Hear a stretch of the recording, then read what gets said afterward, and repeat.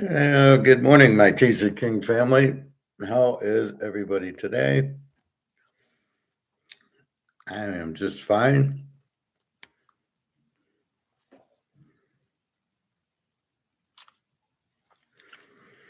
Sorry, I'm on a little bit after 11, but watching Mark McGuire twice because I have to. With him, you just don't know.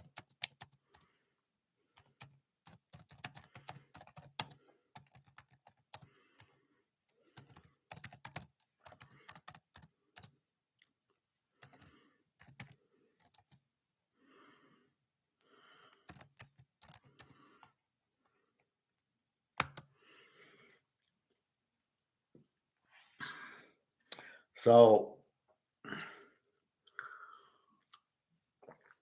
lots of good stuff to come. Let us look at our gold and our silver.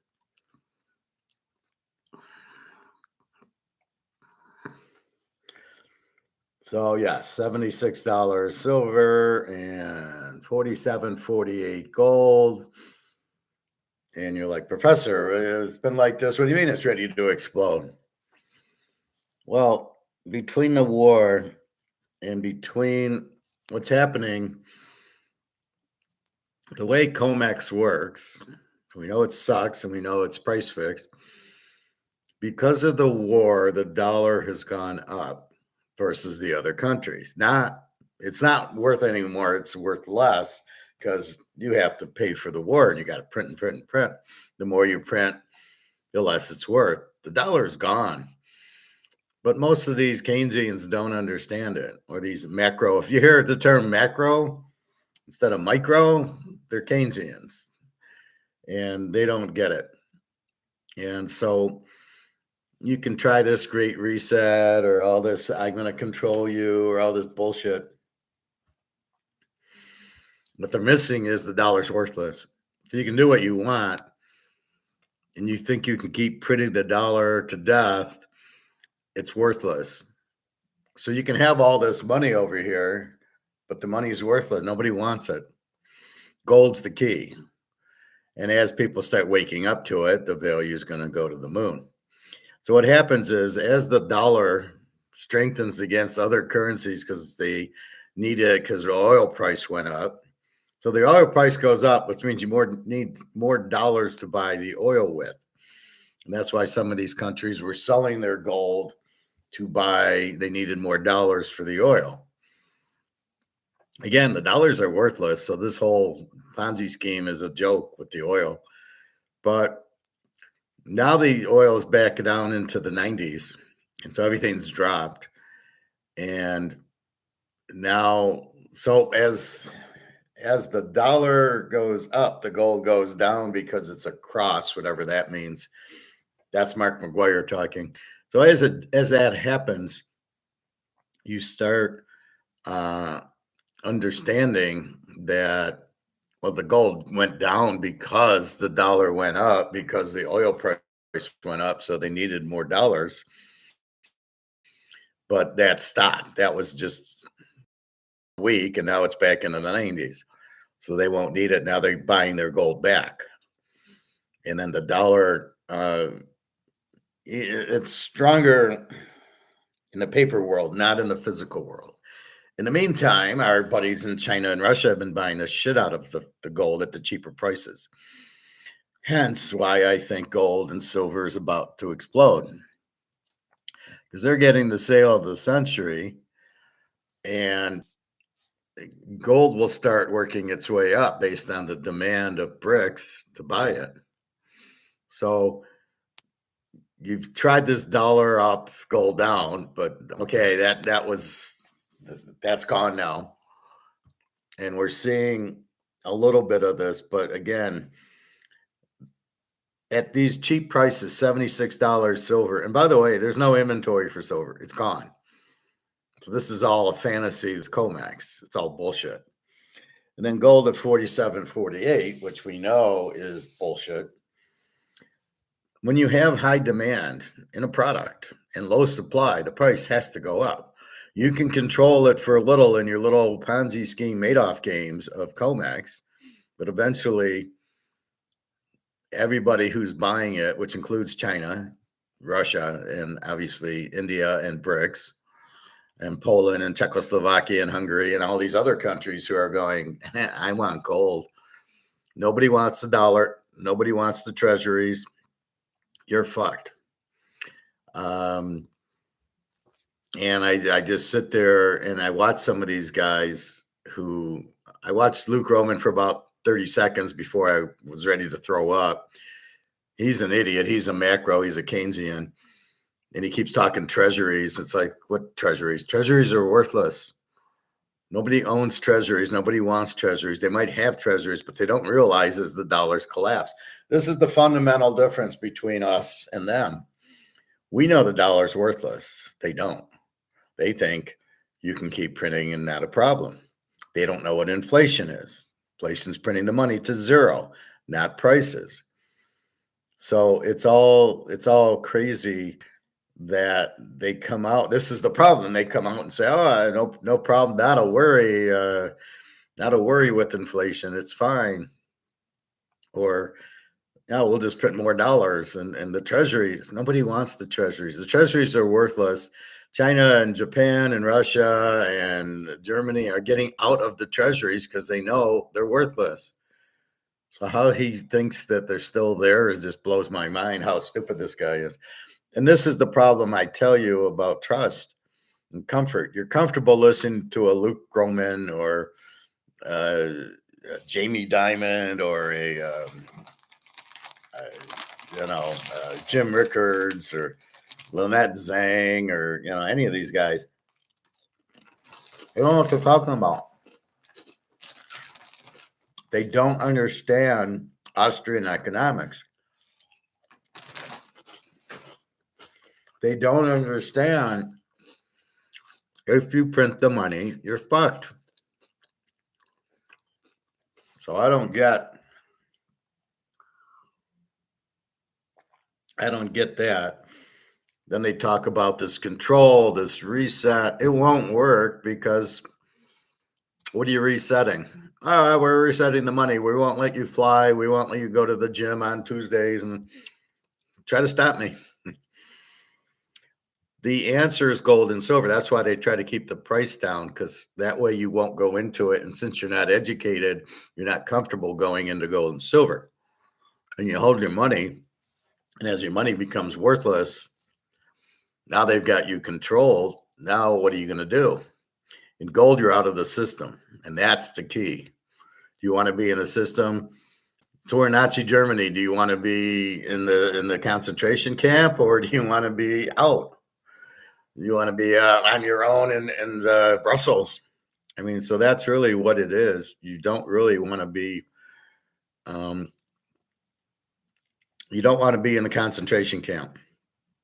And that's what money is. Money will control you. And, I know if you get, some sort of social security or welfare or food stamps, well, I'll give you the food stamps so you can eat if you do this and that and this. That's control. Why they want to control you, I have no idea. This is some sick, mad person who wants to control you. I don't like the guy from NVIDIA. I think he's very crooked. I don't like AI at all. I think that's a control mechanism. But if you stay true to gold and silver, they can't do anything to you. I'm not in your system, so go fuck off. And that's as easy as you can put it. They can only control you if you let them. That was what the Germans, the Nazis did, was gun control. Gun control keeps you control. I mean, it keeps you a slave because you can't fight. Right? The Nazis had the guns, the people didn't.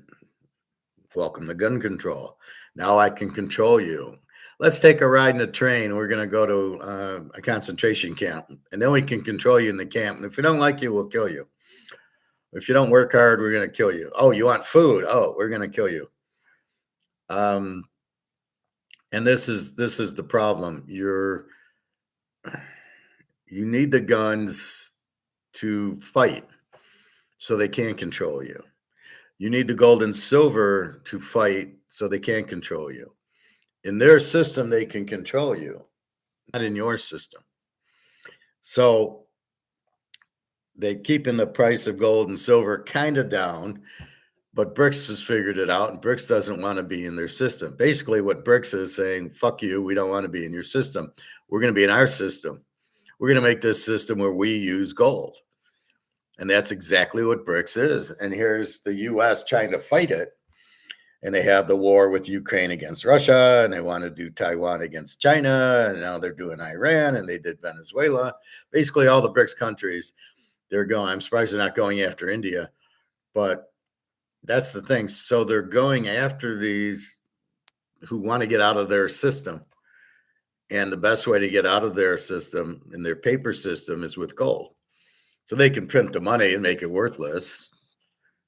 And only if you're smart enough, you understand what they're doing, and you don't want to play that game.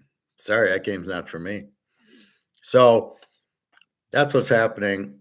So as more and more people are getting aware of this, and China is buying 80,000 tons of gold, and Russia's right there, and so is India and Saudi Arabia and everything, then as they go through this, they buy more and more gold. And when they see gold at this ridiculously low price of $47.50, basically, it's on sale. I mean, they're just going to buy it. It should be 10 times more based on the demand for gold and silver from all these countries trying to get out of it. China, their citizens can buy gold, and they guarantee a certain gold price. I don't know what it is, 3,000 or 4,000 or something, or 4,500. But they guarantee the citizens, don't worry, you can buy gold and silver, and we'll keep the price 4,500 or 5,000 or whatever they're going to keep it at. And so the people, again, it's very foreign to most people what gold and silver is, because they've been talking you out of getting out of the system and getting in. And that's why you couldn't buy gold. 1933, why'd they take the gold? Because they wanted you in the system, and they killed you in the war, and then you had to work, and then finally in the 50s it got better, and it was freer, and you could see all the growth, and then the 60s, and then they started again with LBJ. They killed Kennedy because he wanted to get gold and get out of the system. Here comes LBJ. Let's go to war. Let's print and print and print. Let's get you back in the system. Oh, yeah, you can't have gold. And finally, Nixon, as bad as he was for getting us off the gold standard, he allowed you to own gold again. And never give that up. It's like guns. Never give up your gun. Never give up your gold. Those are your freedoms. That's against these people who have their heads so far up their asses. These are like baseball coaches and football coaches. They got their heads so far up their asses. Let's control the people. No. You're supposed to govern the people. You're supposed to be for the people. You're supposed to make the country grow and be safe and have laws. And what are you doing? You're trying to control people. And that's what like Facebook and Mark Zuckerberg is. He's nothing more than a criminal who, by his little platforms, selling your information, trying to control you. Which is why Putin blocked Telegram and WhatsApp and even the internet. Or you couldn't contact me, even on the internet. Finally, yesterday, after class, she finally texted me. And I'm so happy and excited. And today, this morning, she just texted me before class. Prices for food's very expensive there. And she says, I'm losing weight. I need help with food. So I helped her out. I'm getting my income tax back soon, which will help. The move is very cheap. The movers, I talked to the movers yesterday and I said, they want to like wrap the table and wrap and the boxes. I said, fuck that. I don't want that. It's a glass table. Just fucking move it. My couch. You don't have to wrap it. And like, what are you putting it on? A real dirty truck? I says, I got three big things I need on your truck, and then I'll have some of these boxes. And that's it. I've already put my big baseball cards in my trunk. I'm going to move my coats into my trunk. I got some gym bags. I'm going to put my clothes in the gym bags and carry them like that, most of them. And my dishes, I fit all my dishes in one box because I moved it from Alabama. I didn't take the full set of 12. I took like 6 sets. And so I moved it and I put it in the box, and I got one box, and I have a little bit, I have pots and pans to put in a box. And I left out a few plates and bowls for when I cook my omelets, my salads, and stuff like that. And I'll move that. Otherwise, everything's empty. Gold and silver, I'll move in the morning. On the day I move, I got to get a cashier's check. I just started looking at the internet for the new place. You got to figure out what works and what doesn't. But it'll be nice when I pay rent and it's $350 cheaper. That's $350 I could go buy more gold and silver with. Well, not that much gold, but I could buy another tenth of an ounce of gold. And it's not pricier. Gold is not more expensive. I mean, it's a little more, but in the scheme of things, you're going to buy an ounce for roughly 40, about 5,000, and it's going to be worth 10. I mean, but it's not a matter of that. It's all a matter of getting out of the dollar. That's the key to what we're doing with gold, is getting out of the dollar. So again, the scheme of these assholes who want to control us is to keep you in the dollar. And then they introduce digital currency, and they introduce the stable coins and the Bitcoins. And that's just a trap. I saw Bitcoin's like 69,000. Well, it was 120. It's going up. They control the price there. So don't think it's supply and demand. I hate when people think, well, it's supply and demand. It's not supply and demand. Gold is not supply and demand. We wish it is. We're hoping for a physical gold supply and demand, and then we'll see a real price, but it's still controlled by these options, as is oil, as is sugar, and Bitcoin. I mean, I don't know who's controlling it, but the price isn't real.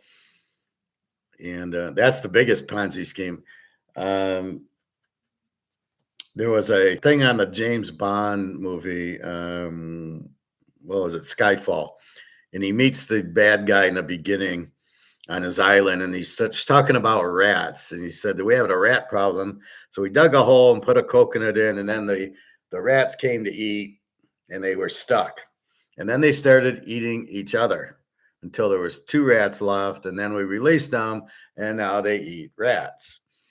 And that's the whole everybody's getting into, is the dollar will put you in the Bitcoin, and we'll put you in stable coin, and that's the rats in the hole. And then you're fucked, and then you start eating each other.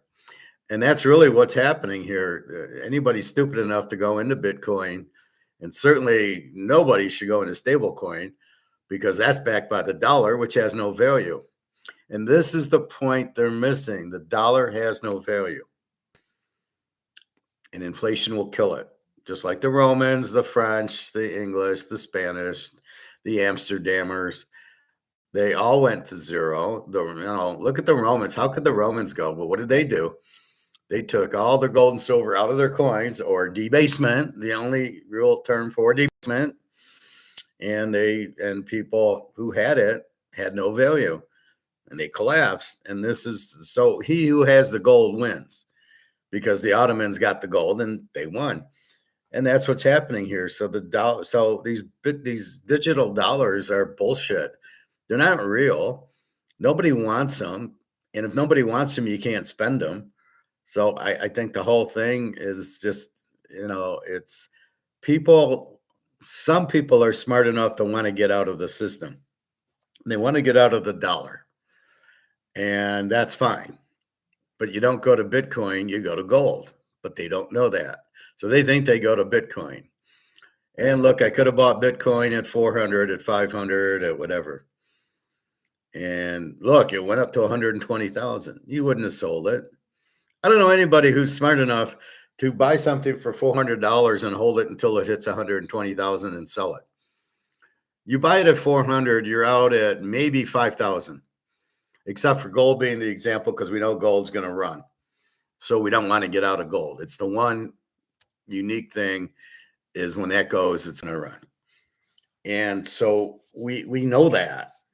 And so Bitcoin, it ran. So you bought it at 400 and you didn't sell it at 5 grand and you didn't sell it at 10 grand. So when it hits 120 grand, did you sell it? No, because we thought it would just keep going, but now it's down to 69,000. Now what do? I had to go back to 120. Why? Well, because no, it won't go back to 120 because the government doesn't want you to be wealthy. So they're going to push the price down.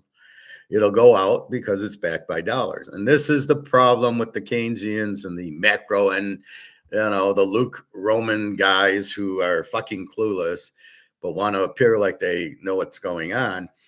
And gold's going to the moon, but they don't want you in gold, and they'll try to keep you in paper or the treasuries or whatever the fuck that the guy talks about. I can't watch him for more than a minute because him and Jim Rickards want to come across like they know what they're talking about, and that you'll follow them and listen to them and get comfortable with what they say. You'll believe what they say. What they say is wrong. So I'm here to tell you, don't get comfortable with these idiots. They're wrong. The only comfort is gold and silver. This is your comfort food. They can't print it. They can't control you in it. Digital, they can control you because you got to sign up, whatever it is. It's not private as they told you it was. They know you have it and they're going to tax you. And the biggest problem you're going to have is it's going to be worthless. So when the dollar collapses, or let's say the dollar doesn't collapse, but it goes down, another 1,000%. So it'll take the wheelbarrow to go to the grocery store. Well, Bitcoin, yeah, but Bitcoin's priced in dollars. So you're going to get a wheelbarrow full of dollars for your Bitcoin. This is the part people don't understand. Why do you think they had the wheelbarrows in Zimbabwe and Venezuela and Pakistan, Sri Lanka, Rome, Germany, France? We can go on and on and on, all these countries that went broke. Oh, I have money. Yeah, but you need the wheelbarrow to buy milk. Gold gets you out of the wheelbarrow. There's never going to be a wheelbarrow for gold. Everybody will take gold because they know it's limited. And the Bitcoiners, it might be $1 million a Bitcoin, but the dollar won't have a value. So if the dollar went to zero, which it will, what's your Bitcoin worth? Nothing. So you're fucked. This whole digital thing is a fucking trap. It's the rats eating the coconuts on the James Bond island, and they're all dying until they eat rat. And this is what it is. It's a trap. You're going to go in and you're going to get trapped, and you're not going to be able to get out because it won't have a value. And then you'll have to depend on the government to print whatever the fuck they're going to print. But they need a new money. So the U.S. is thinking, we don't care about our debt. We're just going to inflate our money to zero.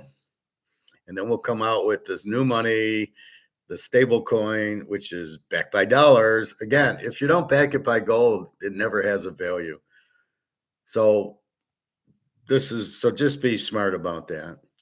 So anyway, this is what these guys never understand is the dollar is gold is the key to getting out of the bullshit system and your freedom, which is what I wrote yesterday. And that's why they can't do anything with it. It's not digital. It's sort of like keeping the analog phone and not the digital phone, because they can't track your analog phone, but they can track your digital phone. Digital is very dangerous. It's not good. It's not freedom. It's imprisonment. And so you must understand that. You don't want, if you're stuck on Apple, you're really fucked because they got you nailed. And you got to keep buying a new Apple phone. It's a fucking scam. You're fucked. That's why I don't have it. That's why I have this little Android that nobody can track. They probably track me anyway, but who cares? And the fact they track 350 million people, good luck on that one. You don't have enough people to track us. You might be tracking us, but you're not looking at us. Anyway, these wars are about BRICS, most of them, trying to break BRICS.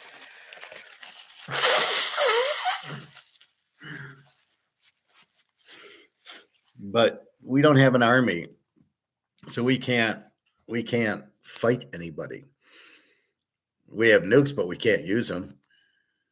The point of a nuke is ridiculous. It's more of a defense deterrent because you're not going to fire a nuke at somebody and they're going to fire a nuke back. Russia will fire you. You nuke Iran, China nukes us. Is that what you want? And then everybody dies. Nobody wins. It's war games. That's not what you want. So that's really what you have. So you have to. We have no army. We have no men. We still have boats and planes because we're living in the 1940s, but nobody uses it now. They all use the missiles, which we don't have. We pay $1 trillion to the defense contractors to buy them off, not to build weapons for us. That's why we have no weapons. We're fucked, basically.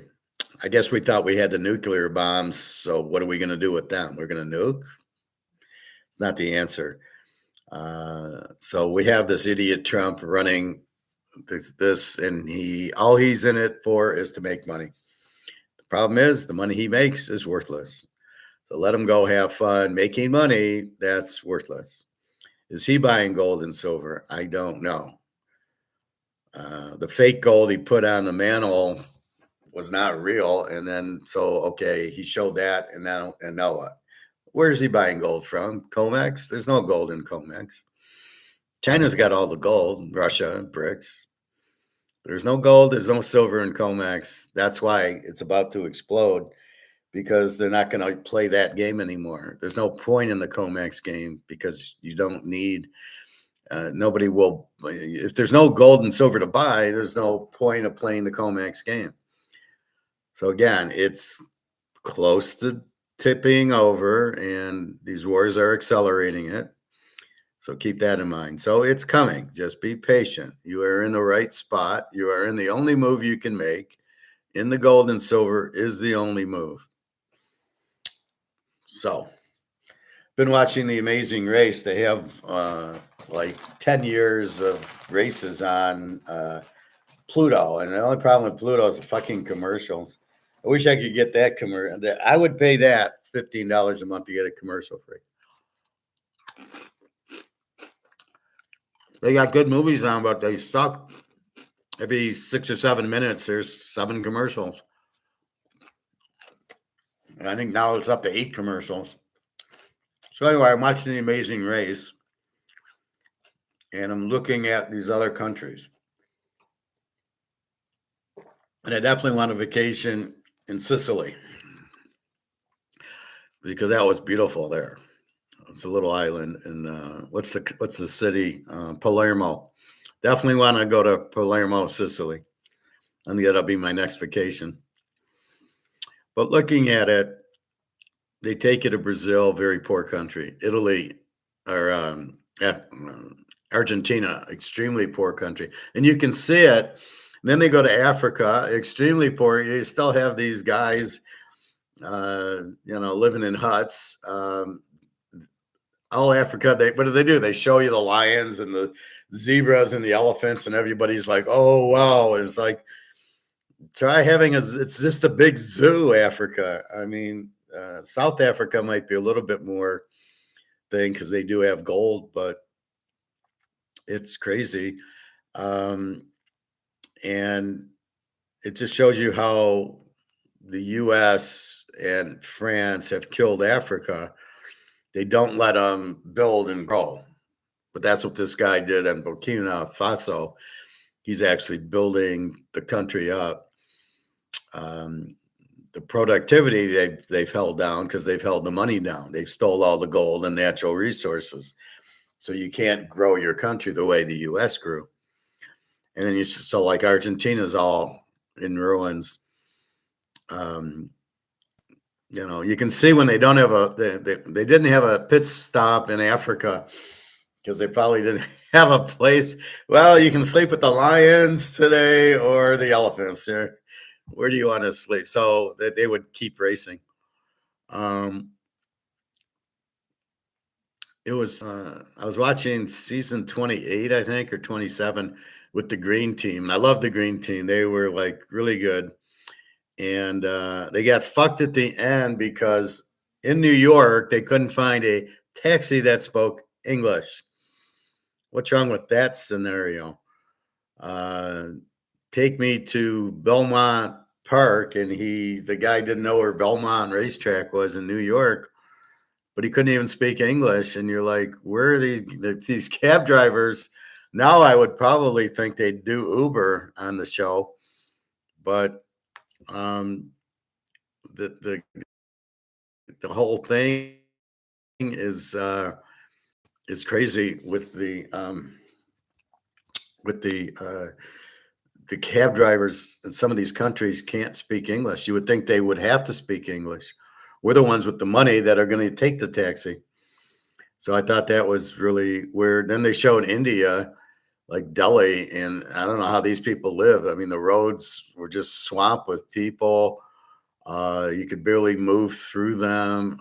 Very overpopulated and crazy. I mean, some of these countries, I would never go to India.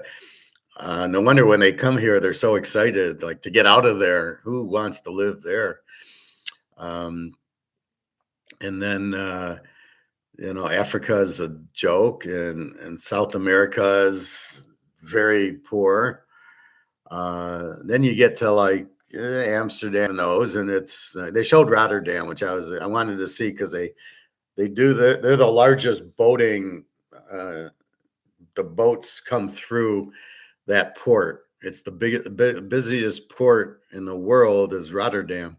I always wanted to work there. One of the guys who brings the boats in and out. I thought that would be cool. I could problem solve that and figure that out.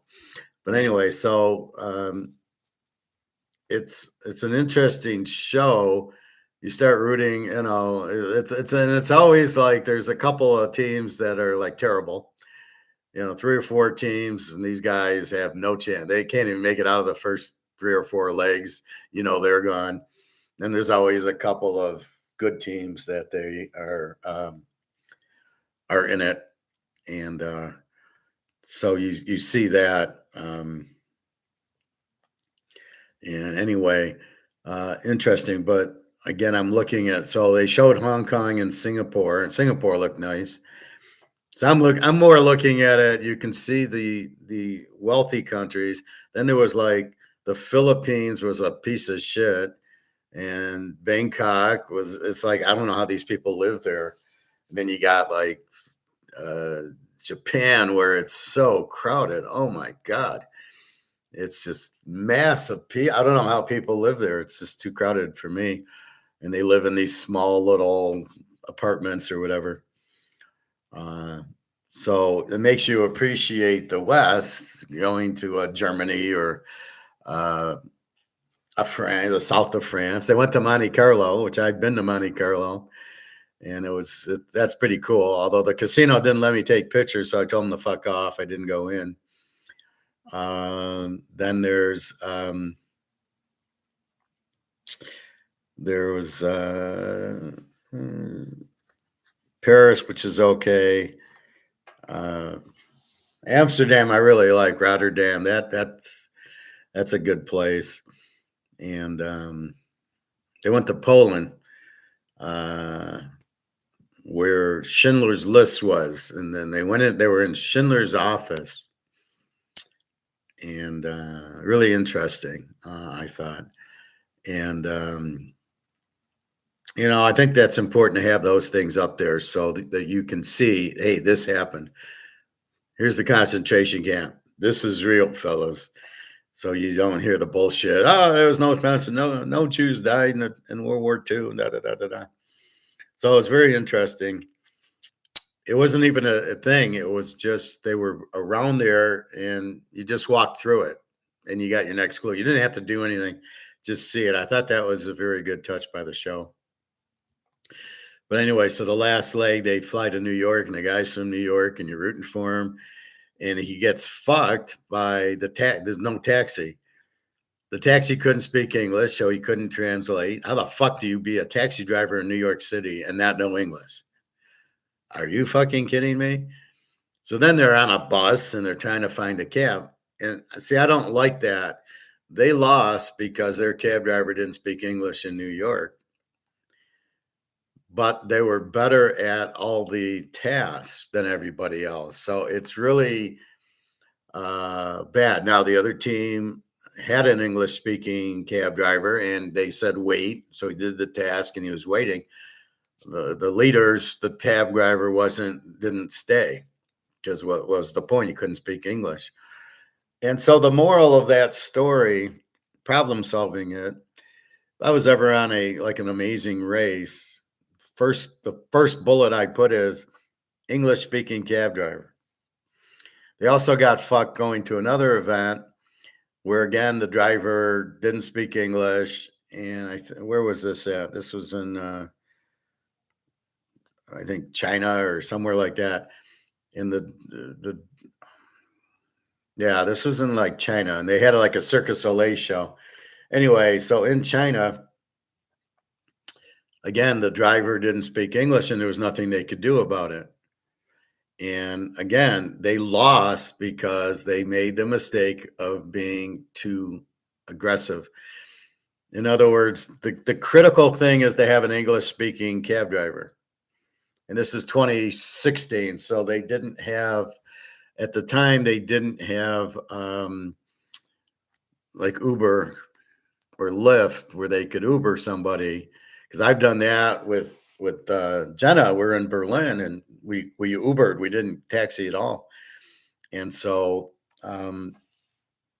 if the cab driver doesn't speak English, you get the fuck out of the cab because he'll take you. He gets the fare, but he doesn't take it. Like, so they got a mistake. The guy who didn't speak English took him to the wrong spot.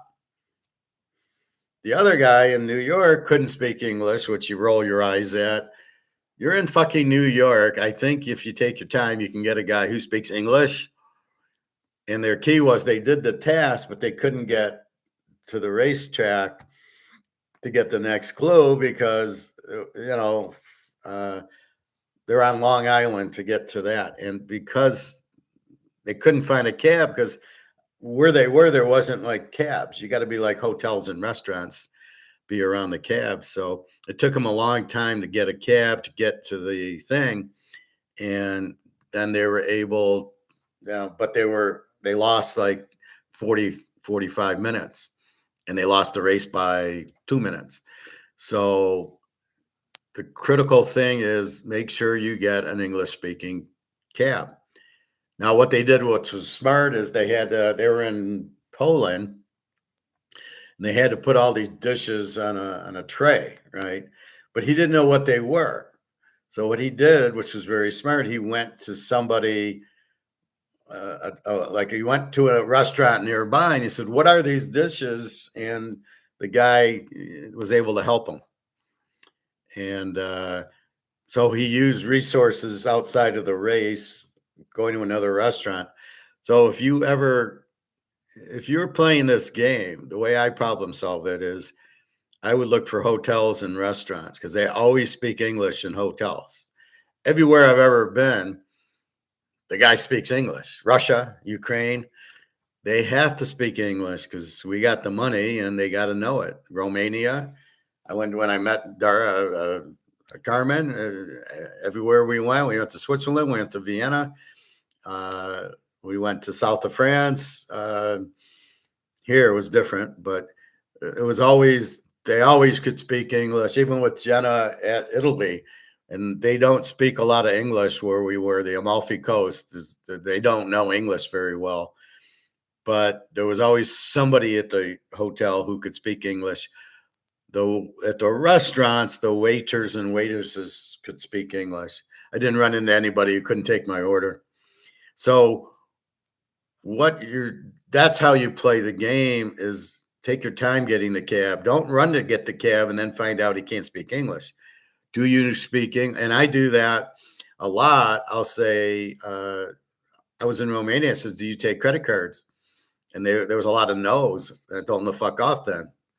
All right, I'll look for a taxi that takes credit cards. So that's what you do. And by the way, all taxis will take this. So have no fear of that. But that would be how you play the game, especially in these countries like France where they don't speak English. These Asian countries, Africa, you got to be careful. And again, you're best going a few minutes out of your way to have somebody get you an somewhat American speaking cab driver, because those are critical, because it's not just the one leg, it's the next leg. So you tell your cab driver, wait here, I'm going to do this task and I'll be about a half hour and I'll come back.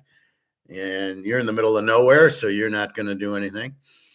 And that's the key to it. You have to be wise. So if we take this to gold and silver, you have to get into gold and silver, just like you have to get the English speaking cab driver. Notice how everything comes back to gold and silver. But that's the key to it. They lost the race because they couldn't find an American speaking cab driver in New fucking York, in the USA.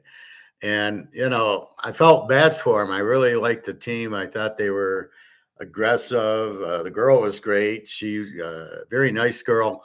And she did the task. And the guy was kind of a New Yorkish, I'm better than everybody.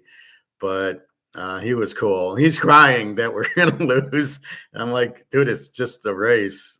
And he had won like $40,000 and just from finishing first and all these vacations that they give you if you win first. It's really a clever show because it's really Travelocity doing the show. So a way to see the world. Oh, let's go here. Let's go to this country, that country. And you go, oh, I want to go there. I want to travel there. And the thought is you use Travelocity, which I don't, but I use Cheapo Air. But anyway, that's the key to the show. And I like it. Most of the time, some of the tasks are just stupid. I don't really get it. It should just be like drive around and see the site. They should take you to sites and you should see them, making you do some of these stupid challenges. Yeah, walk up a mile with a tray of glasses and wine. Yeah, that's probably what's the point of that? So I don't really get the point of all these little exercises. It should just be find this. About find an American speaking cab driver. That should be your task. So again, and there's 12 shows. So it's like, I'm going to watch the next year as I'm packing up. Progress. So I talk to the movers. Everything's fine. Talk to Daria. I'm much happier. And then I found this bag that I put my starting lineups in, the figures. I don't have one here, but I just put them in a garbage. They're not worth enough to really take the storage out. So I packed my car with the really good cards that are in frames. And I got cards that are not in frames. I'll put them in the car also. So I've already packed them. And so what I'm going to do is on the first in the morning, I'll go on the 30th. I'll take my modem from Spectre back and get the sheet for my apartment here. I got to turn in the key and the mailbox key on the first, and my new address. I don't know why they need my new address. And then I will take because if they want to get a hold of me, they got my number. And then I made a load, and then when I go get my keys at 9 in the morning, I'll unload. Then the mover's coming at 12:30, and again, it's just 3 things, and there'll be, I'll have them move like 6 boxes, which should be enough. So I'll leave 6 for the movers, and some of the bulkier ones that it's hard to put into the car. And then I got my clothes. I found some like luggage that I've never used before, like one of these big bags. So I'll throw my shorts and t-shirts and, stuff like that, my laundry thing. And I only have 1 suitcase. I don't know what happened to my suitcase. I used to have a whole 4 or 5 things in the suitcase, and the little bag got ripped. And then I gave 1 to Carmen when she was here, the big one. I thought I had a regular one, but I can't find it. So I basically have my handle little, the carry-on bag. So I'll fill that with some clothes because I got to take it anyway. You might as well fill it up. My laundry thing that I take to the washer dryer, I'll do a load. I'll do a last load on the 30th because you gotta pay for it there. So I might as well do it for nothing here. And I just did my sheets and my bedding a couple days ago, and then I'll move the mattress out, take the mattress, take the table, take the couch, take the my kitchen stuff. So I got so many spices, it's unbelievable, and I don't use half of them. So I gotta, it's like, okay, we can throw these out. I haven't used them in a year. My frying pans, I'll put into a box, and then the plan is to unload there and then empty a few boxes if I need to, and then load them back up. So I have 2 here for the office, 1 for my notes and my master stuff, and I got 1 box for my dishes. Now I have some dishes out, so I might need a second box, but I'm not sure. I'll need another box for pots and pans, but I think I want to buy new. These are really old, and a little get stained from the beets. When you make a beet, you put it in hot water, and it sits for like 40 minutes. But the purple of the beet kind of stains it. So I think I'll get some new frying pan and pots and stuff like that. I want to get a new bed, I think, when I get there. I'll keep this one for a while. I got 2 bedrooms, so maybe I'll throw it in the second bedroom. But anyway, I gotta mop up and then do I got some cleaner for the shower. I color my hair, so sometimes the color gets on the floor. I gotta take that away. And that's it. Basically, a lot of stuff in the medicine cabinet. So it's a lot of odds and ends, but like I have a box here that I can just empty, throw everything in. And anyway, so I'll fill the car. Probably my clothes will go in there with the cards, the safe, the silver, put that in there, and then lock it up, and it'll be, what's the difference if it's locked up there or here?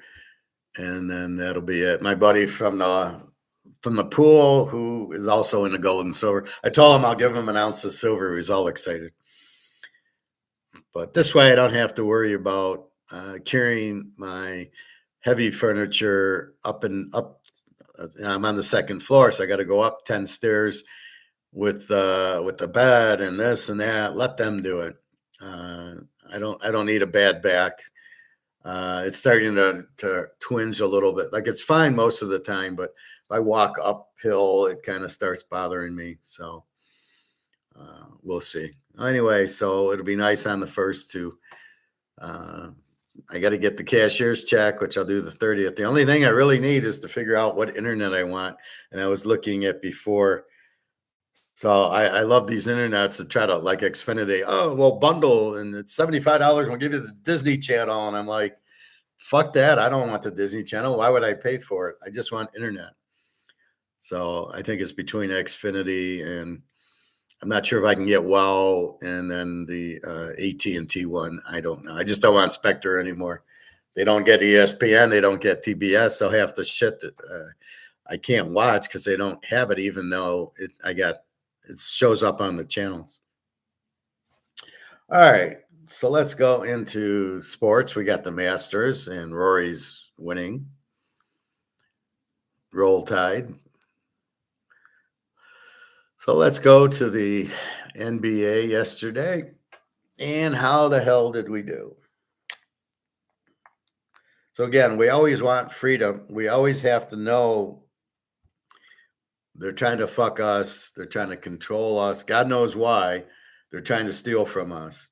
So if you're holding $100,000, it's only worth $1,000.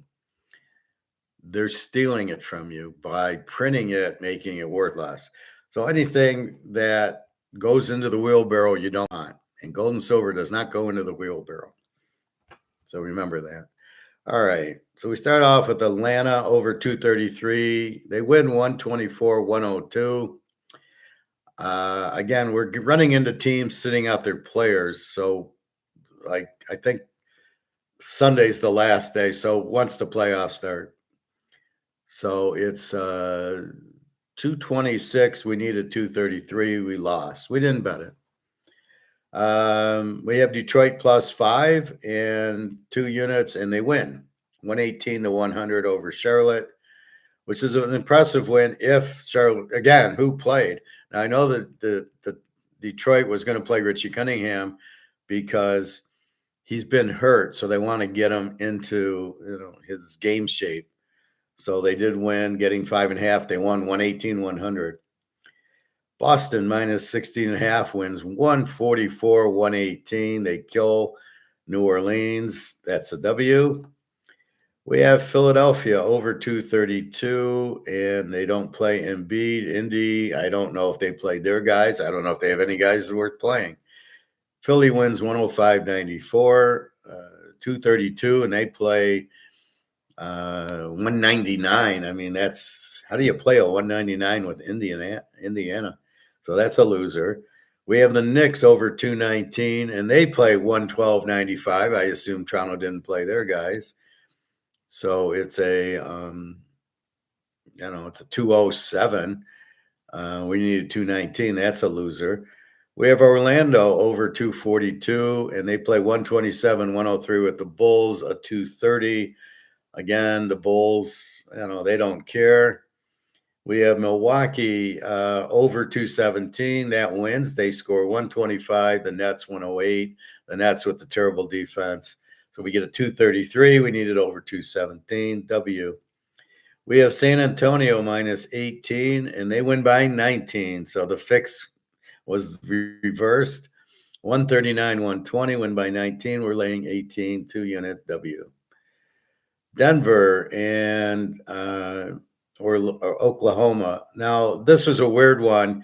Neither team played their players, and Denver wins 127-107, a 234. We were under 232. Go figure that without their stars, they would score 234. In some of these games, you didn't hit 210.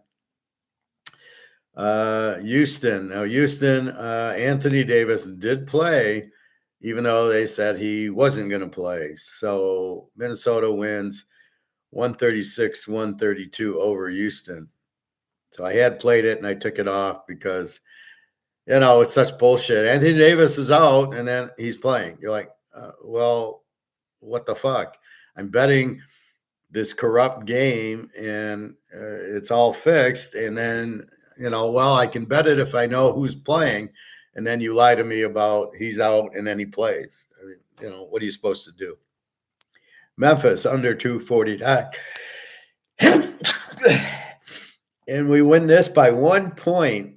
Utah 147, Memphis 101, 248. And we're under 249. Unbelievable. So that's a winner. Portland minus 1.5. That's a winner. They win 116.97. And the last, Sacramento 124 to 118 over Golden State. I don't think Seth Curry played. And then the Lakers 101, Phoenix 73. Phoenix is in the playoffs. They must have sat their guys. So you're running into a situation, they're sitting their guys. So if we look at it, we go 1-1, 2-1, 2-2. We went 2-3 yesterday, losing the Philly over and the Knicks over, which didn't make a lot of sense. So not the best of days, but again, we're thinking Anthony Davis isn't playing for Minnesota, and he plays, and all that. All right, let's go to baseball.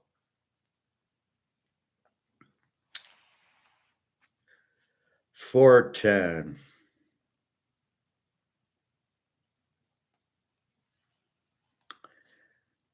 Let's see.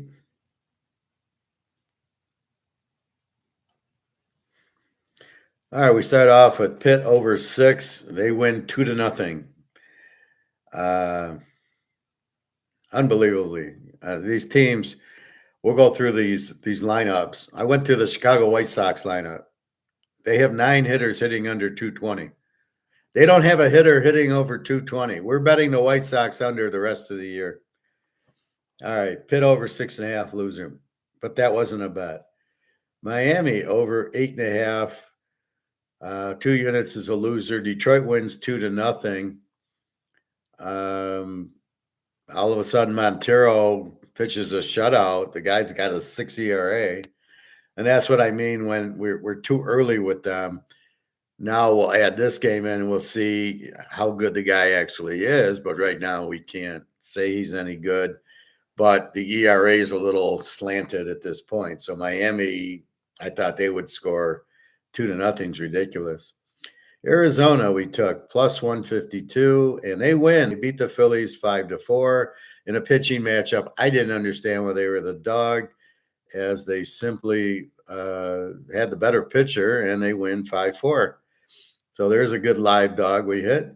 Cincinnati minus 175 we took against California, and California went 10-2.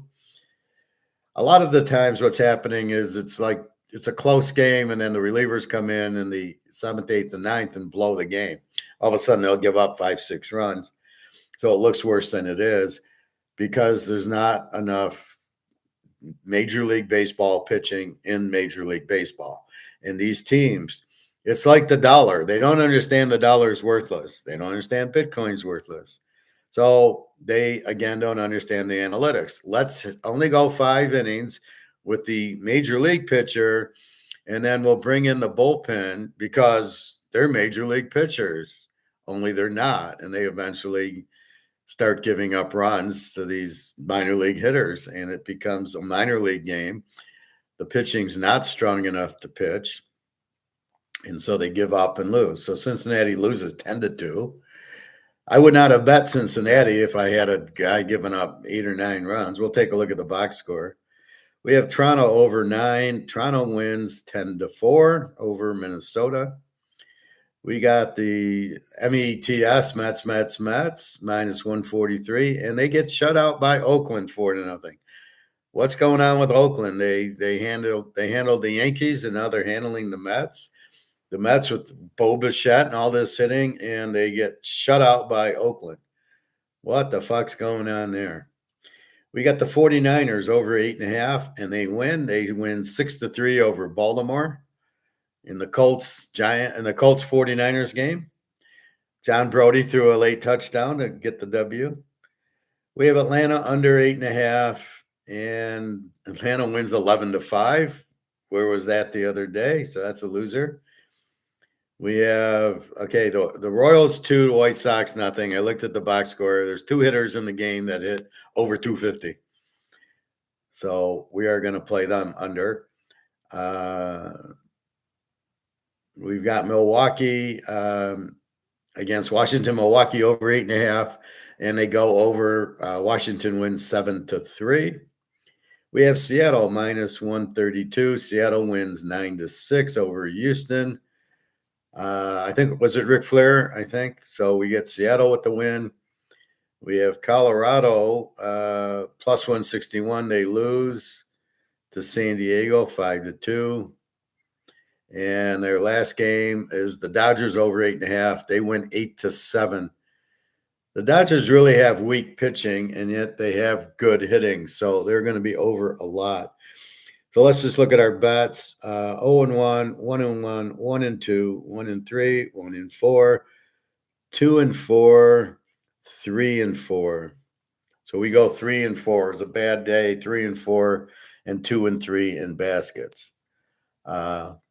Shit happens, but now we're starting to look at the box score. I think I'll do that tomorrow after Sunday's action. And then we'll get a real good read, like Chicago. They don't have a hitter over 220. You got 9 hitters in Major League Baseball, and none of them hit over 220. What I really don't like are like the Spencer Torkelsons on the Tigers. The guy's like your power hitter, and he gets a walk or 2 walks a game. He's literally up there looking for a walk. This is supposed to be your power hitter. What are you doing? Walking.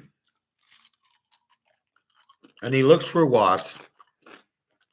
If the pitch is a little inside or outside that Willie Mays would hit for a home run, he wants the walk. Okay, son, you're going back to minor leagues.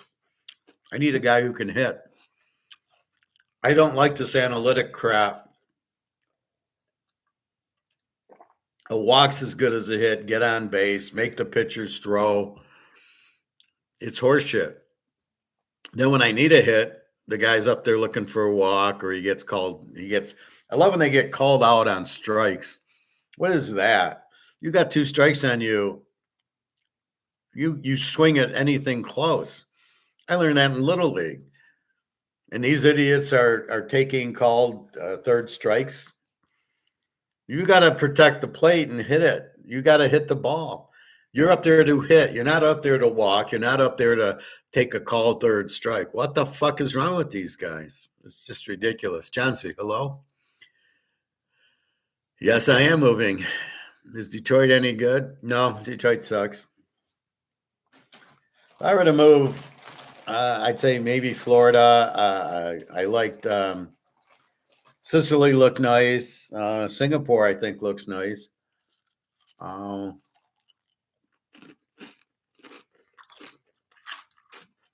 thought Austria looked nice. Vienna.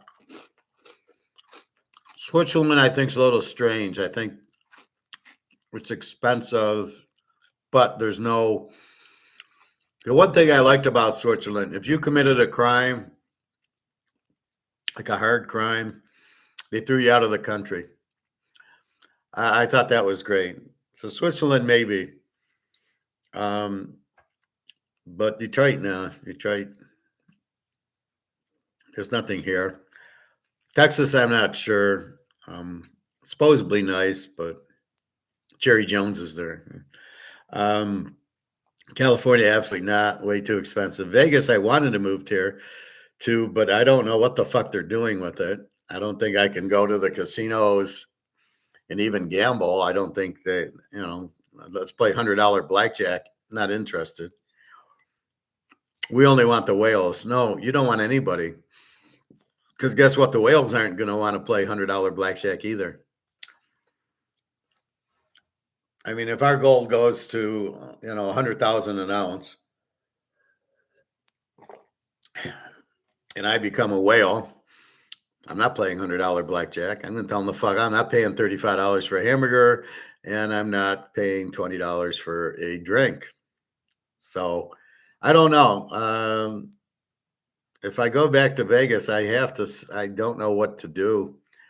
Um, I'd probably stay at the Tuscany because it's off the strip, but I don't want to pay with the resort fees, so I'll have to figure out a way to go there without these resort fees.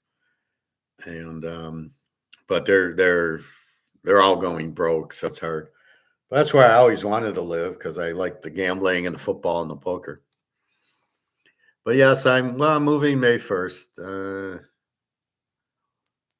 It's too noisy here. You hear the people talking around you. You hear the idiot above me. He moved out. You heard them on the phone. He'd talk real loud in the morning, I think on purpose. He would stomp on the floors really loud. I thought was so when Alyssa was over, she thought he was doing it on purpose. And I said, yeah, I think so too. Anyway, it's too noisy here. I want peace and quiet. I need to concentrate and focus for class, for football, and everything else. So I need to do that. Uh, so if I need to do that, then I can't be in a real noisy place. Plus, I don't want to. There apparently is no games on Saturday. There's Friday and Sunday, and then the playoffs start on Tuesday. So I can't give you basketball. I don't have a line because I don't have a game. It's the strangest thing. Then why do they all play on Sunday? Why don't they play Saturday and take Sunday off? Especially with the Masters on. The Masters, we got Rory ahead. Let's look at the Masters thing and we'll get into baseball.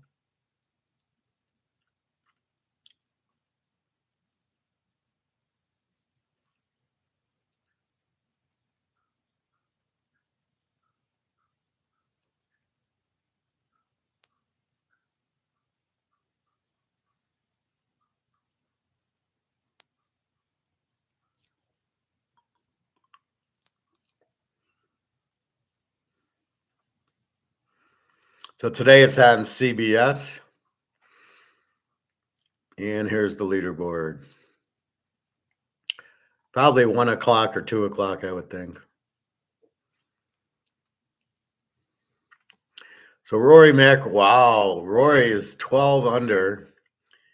Patrick Reed 6 under. This is he shot a 65 yesterday. So it's all over. It's 250. So I'll probably be on TV at 2, although there won't be anything to watch. Rory's 12 under. Patrick Reed 6, who I hate. Burns is 6. Sean Lowry, the big guy from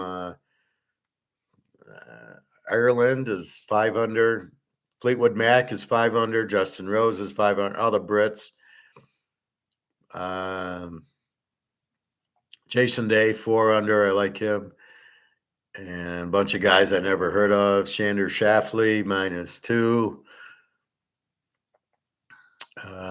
Never heard of any of these guys. Scheffler, the loser, is even par. Fuck him. Adam Scott is 1 over. Jordan Spieth. Oh, he had trouble at 12 again, huh? 1 over. Sergio Garcia 2 over. Corey Connors, the guy from Spider-Man, is 3 over. John Rahm 4 over. I like him. And that's it. Let's see who missed the cut. DeChambeau with his wonderful putting stroke, 6 over, missed the cut. How anybody in the professional, even in amateur golf, can putt like that? He putts with his arms. You putt with your hands, you fucking idiot. God, he's terrible. Give me an hour putting lesson with that guy, and I'll teach him how to putt. What a stupid idiot! You putt with your hand like you're swinging a baseball bat. So it'd be like swinging a baseball bat with your arms and not your wrist. But that's how you putt. You putt with your wrist. You go back and through. Unbelievable. And he's a pro. Jesus. Let's see. Anybody? Fred Couples 9 over. Jose Alathapel 9 over. PJ Singh 10 over. Where's Sevy? If Sevy was alive, he'd be in it. I miss Sevy. He was a real good player. And Angel Cabrera from Argentina, 16. Watching the Amazing Race, I didn't see a whole lot of golf courses in Argentina, and that's it. So it's really over. I mean, you've got Rory at 12 under, and that's it. It's over. So that was a quick tournament. And let's go to baseball.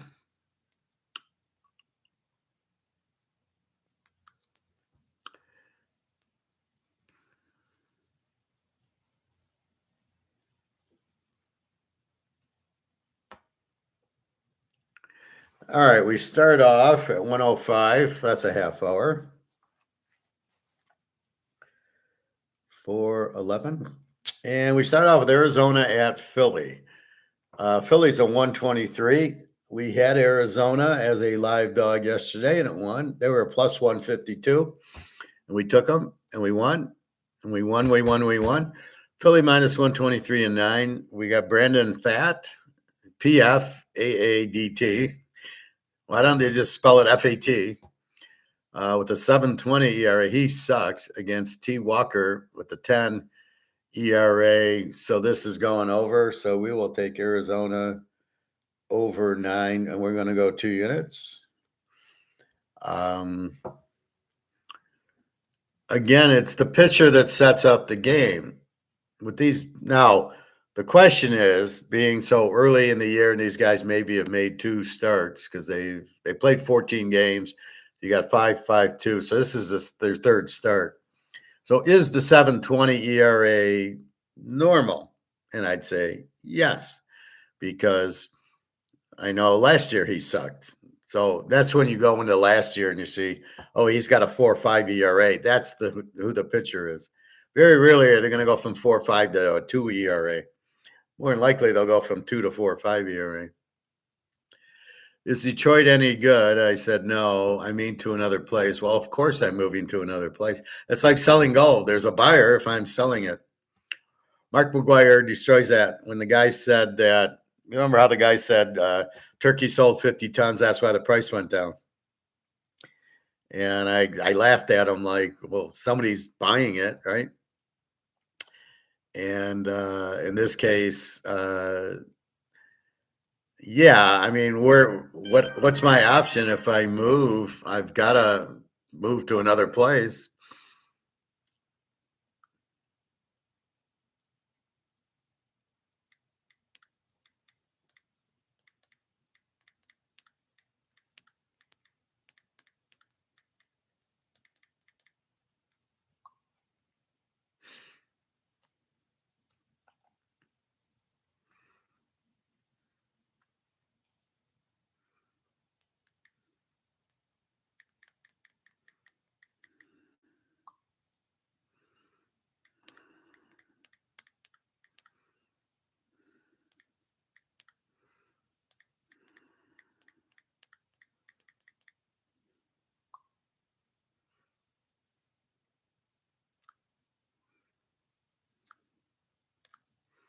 So Daria doesn't have enough money for food because in Russia they have to pay for the war, so a lot of their inflation's up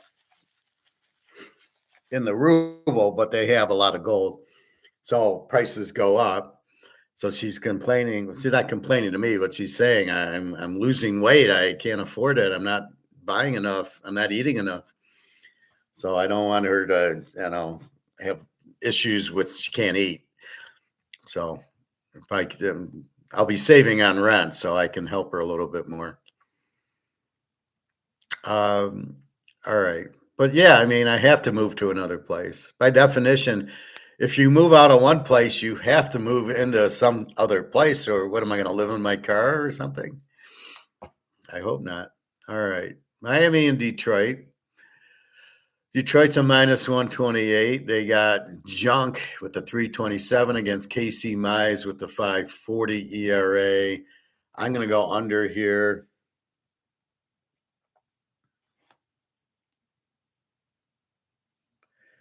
And it's under 7.5. I'll go 2 units.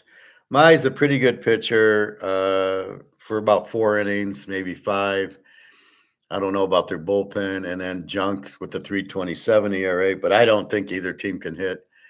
Detroit can hit. That one outfielder ran into the other outfielder, and so the one outfielder who got hit broke his arm and has a concussion, and he's toast. And I would get rid of the left fielder that ran into the center fielder. I'd get rid of him. He's obviously too stupid to understand the game. If I'm the left fielder, I'm going to take a quick look at my center fielder to see if he's got the ball or not. I'm not going to just run full speed and run into the guy. I know it's his ball. If it's close, I should know how fast he is and if he's going to get there. So you've got to know your players, and this is the problem with the manager of the Tigers who keeps switching positions. This Ricky Green is a center fielder playing left, but he's too stupid to know the center fielder has all balls hit the left or right that he can get to. You back him up. You should never run into him, and you should always glance. You can see the ball. You got a quick glance to see is the guy coming, and then you're trying to listen out if he's calling it, which apparently he was calling it. So I know that I don't want to run into my center fielder. I know it's his ball, and I got to take a quick glance. Like I said, I was playing center field in a baseball game. It was hardball, and it was right up the gap, and I'm looking at the left fielder, and I said I got it, and I made a nice diving catch on it. But you can communicate, and this was just regular high school ball. So the left fielder doesn't know what he's doing. To not even look and glance at the center field and then to run him over and break his arm and give him a concussion. Okay, son, you don't know what you're doing. There's a grocery store over there. You can pack the groceries. Why don't you do that if you can follow directions? But this guy, I would not have this guy on my team. He doesn't know what he's doing. I wouldn't have this Torkelson on my team. He's up there looking for a walk. He's not a good hitter. He walks one or two times a game. And then you'll say, well, he's got a what do they call it, OPS or whatever, which is basically on base percentage and slugging percentage together, which is absolutely meaningless. I want to know his batting average. I don't want to know how many times he walks. A walk is useless. A walk is not as good as a hit. It won't drive in runs. And so when you need a hit, where is he? So that's how I see it. Anyway, not a lot of batting on Detroit. You got a terrible manager taking out the cleanup hitter for a guy hitting zero. Yeah, that makes a lot of sense. Wow. Send the guy down to minor league and see if he can start hitting. If he can, fine. If not, if he's going to hit zero, I probably don't need to pinch hit with him. Miami did not hit at all, so this is a good under 7.5. Casey Mize, decent pitcher. I don't know. He's good for 4 innings, I think. That's the problem with the pitchers now. They're good for that first time through the lineup, maybe the second, and then they don't have enough pitches. They're not good. They get tired because they only go 5 innings, 6 innings. So it's a mess. Baseball's a mess. It's terrible. The Pirates go to the Cubbies. And we got the Cubbies with the 136. The Pirates won 2-0 yesterday. Clemente hit a 2-run homer.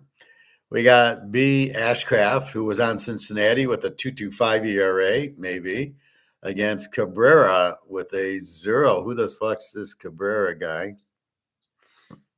Edward Cabrera from the Dominican Republic, because we couldn't find a pitcher here in the U.S. Game log against California, they win 7-2. He goes 6 innings, gives up 1 hit. Against Cleveland, they win 1-0. He goes 5 2/3 and gives up 1 hit. So he has, for the first 2, he's a legit. Well, yeah, he's a legit 0 for the 10 innings he's pitched the first 2 games. And here comes Pitts. So I'm going to go under here. Well, the under is 6.5. Really? Then it becomes the bullpen. So 6.5 is tempting with a 0 ERA and this Ashcraft, who's not normally a 2.25, he's normally a 5, pitching. and a 2-0 game yesterday, but then it was 6.5 yesterday. Oh, that's why I went over with Pittsburgh yesterday. Yeah, over 6.5 because it was 6.5. This is probably an under game, but I can't play it at 6.5. So I'm going to write it, but I'm not going to play it. So let's see, Pitt under 6.5, but no bet. Minnesota goes to Toronto. Toronto killed them yesterday. Joe Ryan for Minnesota, 4.50 ERA. Eric Lauer, 5.14 ERA. Total is 8. Toronto's at 114. Let's go over. Toronto's starting to hit, and they should hit well here. Over 8. I'll go 2 units on this. And this is where I'm playing the streaks. Toronto, they played a high-scoring game. Toronto's starting to hit. The Yankees, on the other hand, and the Mets, oh, what the fuck?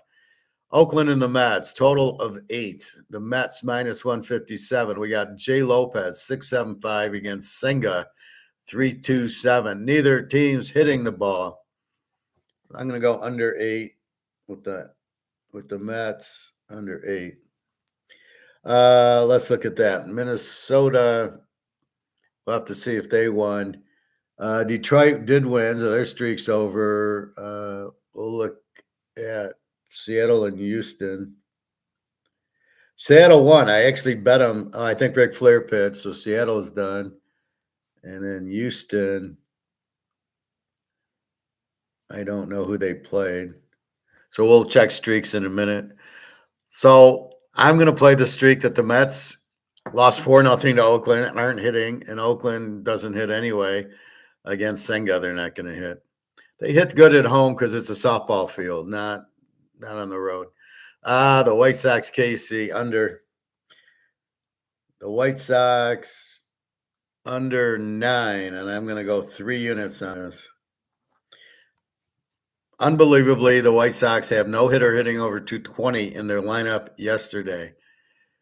KC's a 184. Waka with a .69 against Fetty with a 5.40. KC's 184. They did win 2-0 yesterday. Waka Waka Waka. I do like him. Yeah, I mean, I'm going under 9. That's a fucking lock. I will say that the White Sox will get shut out today, and KC probably wins 3-0. What a batting order.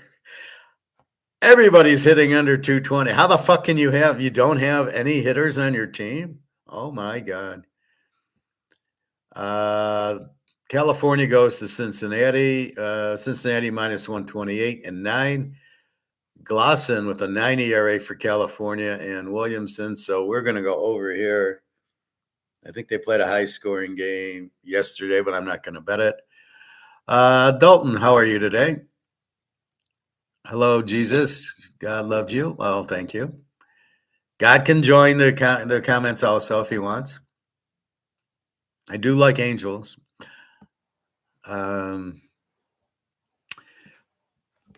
I mean, I've met my angel before, so I definitely believe in that. But they need to start telling people to buy gold and silver. I think that's what I'm doing here, is acting as an angel to tell you to buy gold and silver. So we're going over Cincinnati, California with the 2 bad pitchers. The Yankees, Fried against Martinez. This is a lock under. New York Yankees under 7.5. This is also 3 units. I'm not betting Fried against Martinez because Fried's got a 1.35 ERA, Martinez with the 2.25. But the problem is the Yankees aren't hitting. They were shut out back-to-back games. They can't hit. Tampa does not hit. They're not going to hit Fried. This is our lock, definitely. The Yankees under 7.5, and we'll see. First team to 2 wins. Washington goes to Milwaukee, and Milwaukee minus 170. Both pitchers, Griffin from Washington at 270 and Harrison, Milwaukee at 270. Should be an under game, but they did play an over, so I'm gonna mark it as an under, but not play it. Washington under 8. Cleveland goes to Atlanta. The Indians against the Braves. It's an all-Indian game. Atlanta minus 111 and 8. Messick with the .82 against Perez 7-2. This is going to be an under game. Cleveland under 8. Talk about teams without hitting. I mean, I'm going to go through these teams like I did last year, and I would scout them, and I'd say, 7 batters hitting under 250 and 4 hitting over. I think it was 7 batters hitting under 220, and then how many batters are hitting over 250? So if you're 230, 240, I left you alone, and it was crazy. Anyway, that's going on there. The 49ers are playing at the Colts in Baltimore. We got Peyton Manning against Joe Montana. Or not Peyton Manning. We got Johnny Unitas against Joe Montana. That would be a great game. The Niners are 109 favorites, 7.5. L. Webb for the Niners with the 5 ERA and Bassett with the 15. How can this game be 7.5? We're going over. 49ers over 7.5. We'll go 2 units. This is the same thing as gold. People, the way to pick baseball is the pitching. If a guy comes in with a 15 ERA pitching, Bassett, do you think it's going to be low scoring? That's why we look at the ERA. Now, it might only be for 5 innings. He might only pitch 3 innings. I don't know. He'll give up 4 or 5 runs, and then we need 3 runs in 6 innings. And it amazes me as the bullpen comes in and shuts them out. I don't understand that, where you've given up 4 or 5 runs, and then 6th, 7th, 8th, and 9th, and the bullpen goes 0-0-0-0. And you're like, how can that be? And that's the thing with the 1 inning crap. It's so stupid. That's why you have starters. They're supposed to go 8 innings. So we'll take the over in this game. Neither pitcher. They both suck. Boston, St. Louis, the 1967 World Series. We got Boston minus 126, total of 7.5. Suarez for Boston with a great 9 ERA against Leahy with the 5.40. This has got to be over. Again, why is it 7.5? 2 units. I think what they're looking at is the hitting, and they're missing the boat. You look at the pitching, not the hitting. Because that's where you get skewed. If you're going against Scanes, you're not going to hit him. If you're going against Jones with the higher ERA, you're going to hit him. So it depends who you played, depends on your batting average. So it's so stupid. How are they going to do against Suarez with the 9? I think they'll score against Suarez. Colorado goes to San Diego. And I heard that the Broncos owner wants to buy the Colorado baseball team. The owners in charge now are terrible. You win with pitching. And if you're going to have this high altitude park, you probably need 350 fences, not 200. San Diego minus 159, 8.5. The game's in San Diego. Feltner with the 4.50 ERA against Marquez with the 4.5 ERA. But these teams cannot hit. So this should be an over, but I'm not going to play it. Texas goes to the Dodgers, and it's an automatic. We go over 8.5. LA over 8.5. 2 units. I don't even care who the pitchers are. It's lighter with the 2.45 against Sheehan with an 8 for the Dodgers. Tempted to play Texas, but too much hitting on LA. This will be a high-scoring game. We're over with the Dodgers 8.5. Houston against Seattle. Seattle minus 141, 7.5. McCullers, who sucked last game, 3.27 ERA against Castillo with the 3. Let's check are they still on this streak?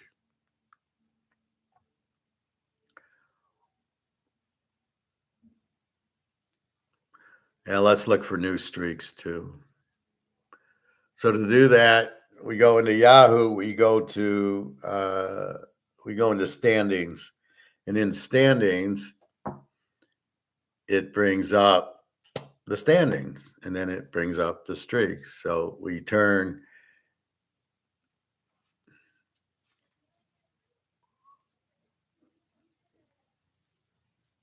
So there you go, streak. So let's look. The Yankees are on a 3-game losing streak. I don't know how they've won any games.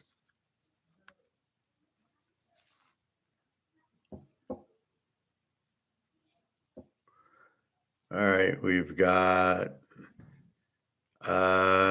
Detroit did win. So everybody's on a 1-game win or lose streak. And then in the West, we've got Houston on a 5-game losing streak. That's what we're looking for. Houston 5. Minnesota then did lose. Yeah, they're on a 1-game losing streak. So Minnie goes away. Houston's still on it. Let's go to the National League.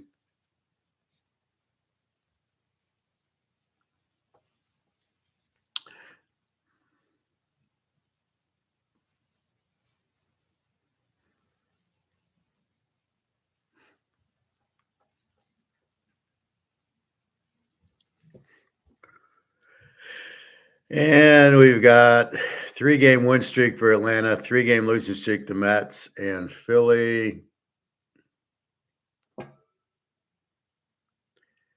And Washington. So 3, I don't really start. I'll start at 4.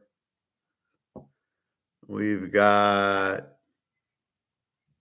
again, some 3-game losing streaks. Cincinnati, St. Louis is hot.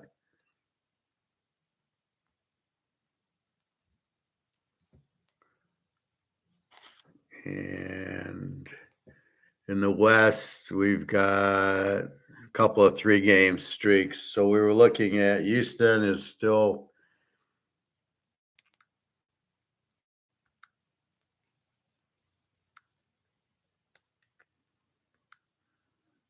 So Houston at Seattle. So I thought I was looking at Seattle, but they did win. So Houston is the loser.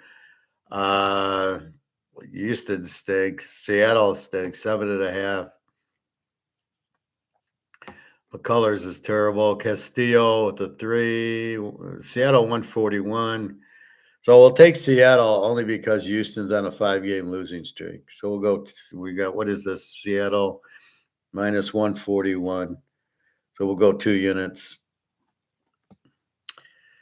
And that's baseball. So let's review. We're going Arizona over 9 for 2 units. Detroit under 7.5 for 2 units. Pittsburgh under 6, no bet. Toronto over, what the hell do I got here? 8, I guess. 2 units. The Mets under 8. The White Sox under 9 with their power hitting. Not one guy hitting over 220. How is this possible? Cincinnati over 9. The Yankees under 7.5, 3 units. That's our lock for today. Washington under 8. Cleveland under 8. The 49ers over 7.5, 2 units. Boston over 7.5, 2 units. The Lakers over 8.5 for 2 units. And Seattle Seahawks, we're going taking that minus 141.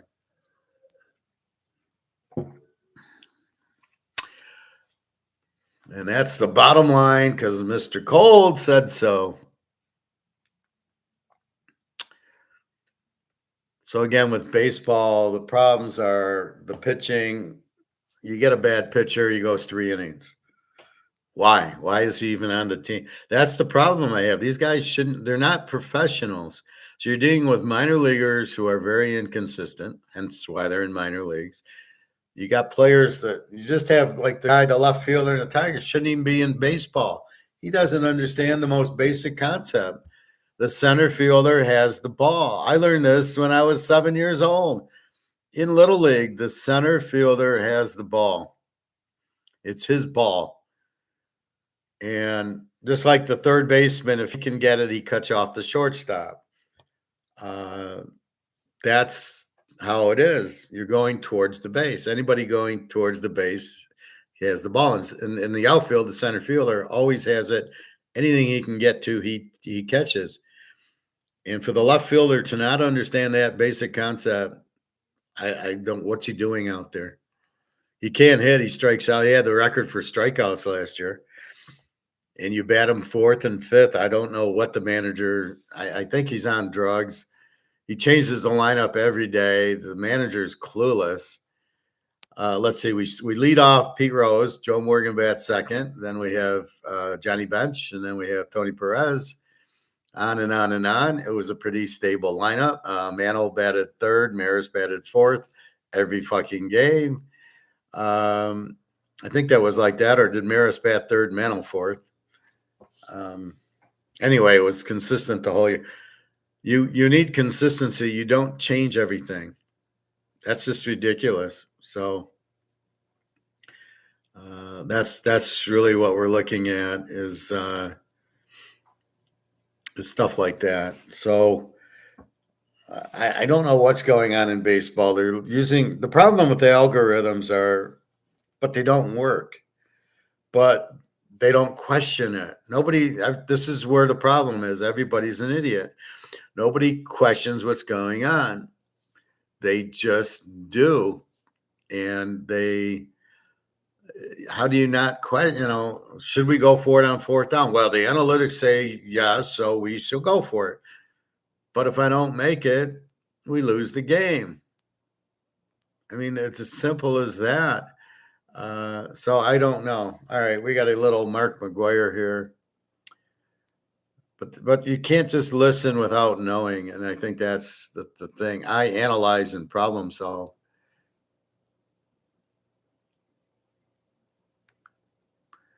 And we got Mr. McGwire. Oh, a quick one from Egan. As long as you are not leveraging, which you should never do, you should hold physical gold, store it at the right place, and never sell it. If you need some for liquidity, of course, yes, you do sell some, because the price is going to do what we know is going to happen at the end of a monetary era. And of course, there will be corrections, but people shouldn't be scared. For thousands of years, currencies have gone to zero. And this one is now, present monetary system is going to zero this time also. And therefore, don't worry about the short term. Stick with your gold, stick with your silver, hold it in physical form, and don't look at the price every day. As long as you are not leveraging, which that's the bottom line. This guy should be in wrestling. That's the bottom line, because Stone Cold said so.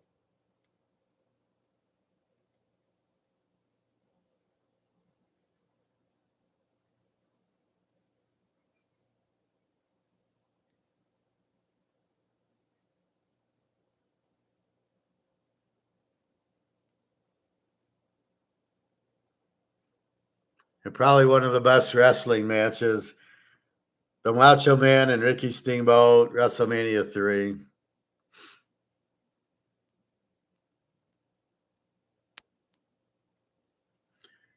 All right, let's go to Mark McGwire.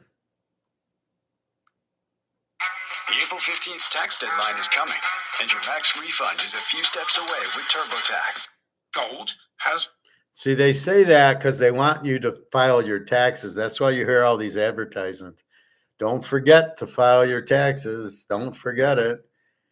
And I just did mine last week, and I got a nice refund coming because I get this credit. I think if you're over 65, there's an additional $6,000 personal deduction. So you get your standard deductions like $15,000 if you're single, but I get an extra $6,000 because I'm over 65. I know I look younger and I feel younger and I act younger. I never want to act 65. God, don't let me act 65. I see these guys at the club and they can barely walk and they're limping and they're back. And I just think, you're eating too much sugar, fella. Performed exactly as it should do into a black swan event. They now have to keep printing or we crash. We've got this ticking time bomb. Talking gold. With Mark McGwire.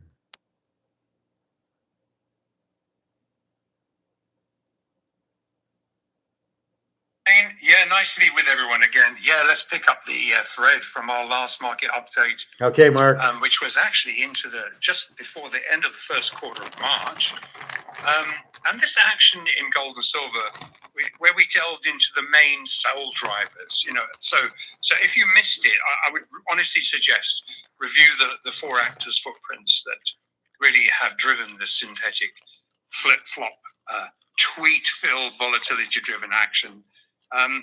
And so as we pick up the thread today, now directly following the final Trump potential, the war stick save overnight, well, which was, we'll also look at the short-term take on that shortly in more detail. But let's start by looking at what the current war-induced footprints have already revealed. It's really important, especially as these footprints directly relate to safe haven gold and silver breaking free of their respective mechanical correlations.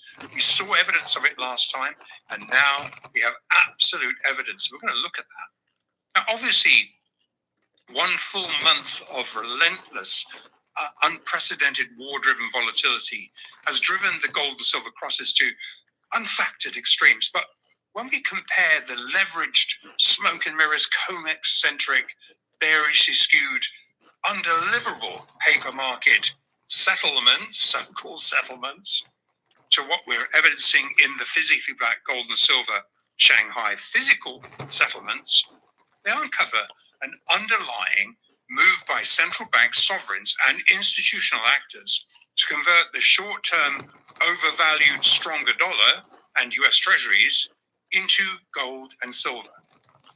Now, foreign central banks have slashed their holdings of treasuries, and they're at their lowest level since 2012. Fed published data verifies that the value of treasuries held in custody at the New York Fed by official institutions has dropped by 82 billion to 2.7 trillion over the last 12 months. Now, these US Treasury sell-offs ramped up over the last month and are forecast to significantly accelerate as soon as the Iran war volatility fully subsides, which, although we've seen some subsidence there, it's still pretty volatile.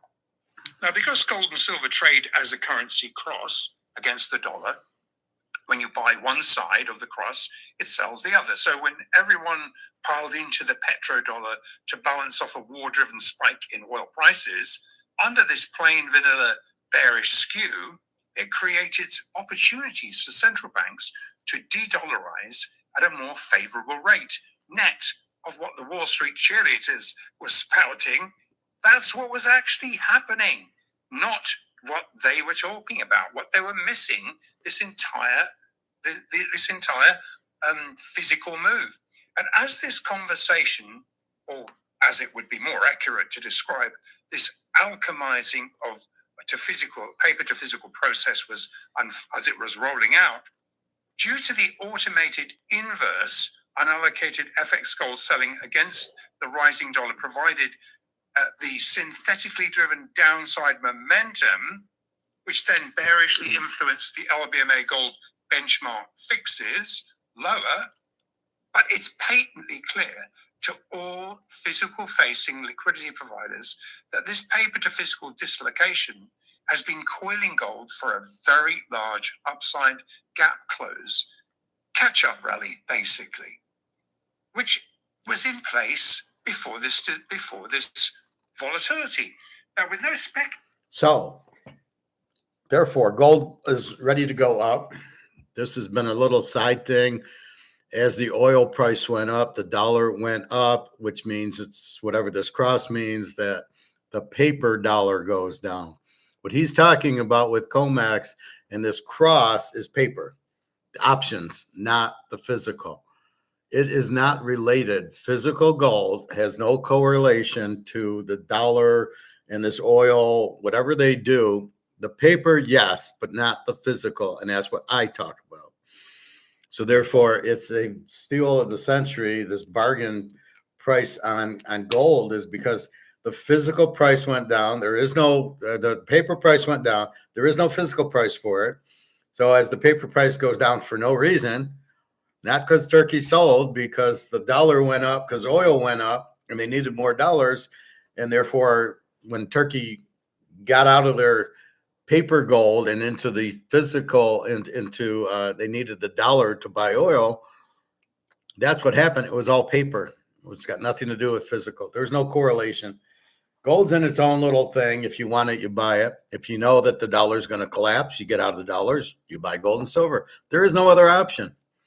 All right, back to Mark. Regulators on board, this rally will have sustainable legs to exceed previous highs, easily exceed previous highs, and in much quicker than most people think. And as we touched on last time, a growing number of mainstream media analysts were leaning into the narrative that gold had lost its safe haven appeal, but these assessments failed to see beyond the mechanical structural relationship between derivative gold and derivative real rates pitched against physical bullion. They just don't. Which is what I always say. Paper is bullshit. Options. It's basically it's a Madoff. And we are talking physical. We always are talking physical versus paper. The supply of physical is 1/10 of what the paper is. And I was supposed to get that for you. I'll do that. How many ounces or how many tons of paper gold is there and silver versus physical gold and silver? I believe there's like 600,000 tons of silver, maybe 700,000 tons of silver, 200,000 tons of gold in the physical world we live in, but not in the paper world. Have that visibility. And yet, under their blinkered assessments, they're very soon going to backpedal. When they see gold rising, they won't know why. And they're going to backpedal and then, as if, well, we were never bearish gold. But it's because they failed to understand that first-year gold has been performing as the only alternate asset class that able to provide the necessary instant liquidity when all other asset classes failed. Gold has performed exactly as it should do into a black swan event.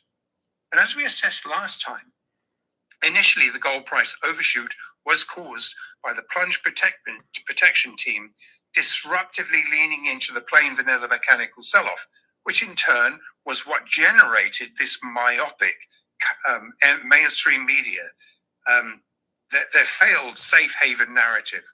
And whereas in the global picture, it was the West's focus on derivative gold that has actually been effectively challenged. Now, under the covers, global South nations stepped up converting overpriced dollars into underpriced physical gold. And as we will illustrate in the chart footprints, which we're going to look at now, they provide absolute evidence that unfactored physical buying has significantly undermined the bearish mechanical correlations that the mainstream. So in other words, we are in a monopoly.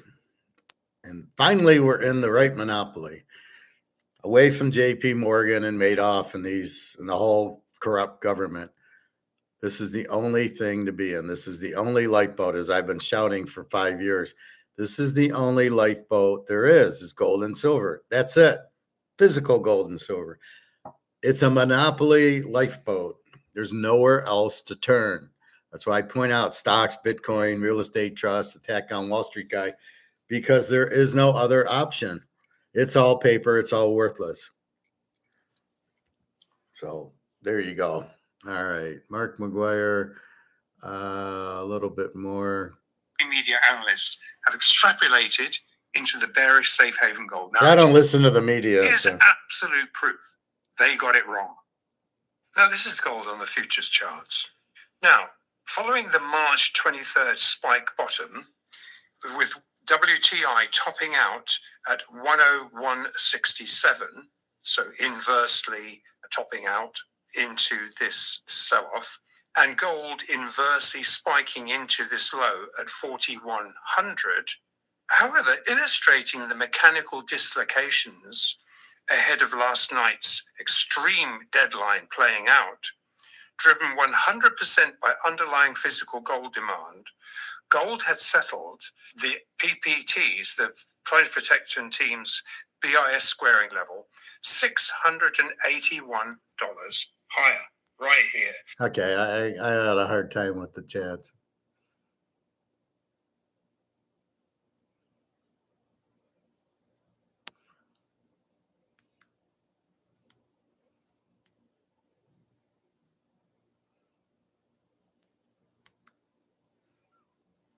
Volatility has affected all of the crosses following the recent ceasefire agreements.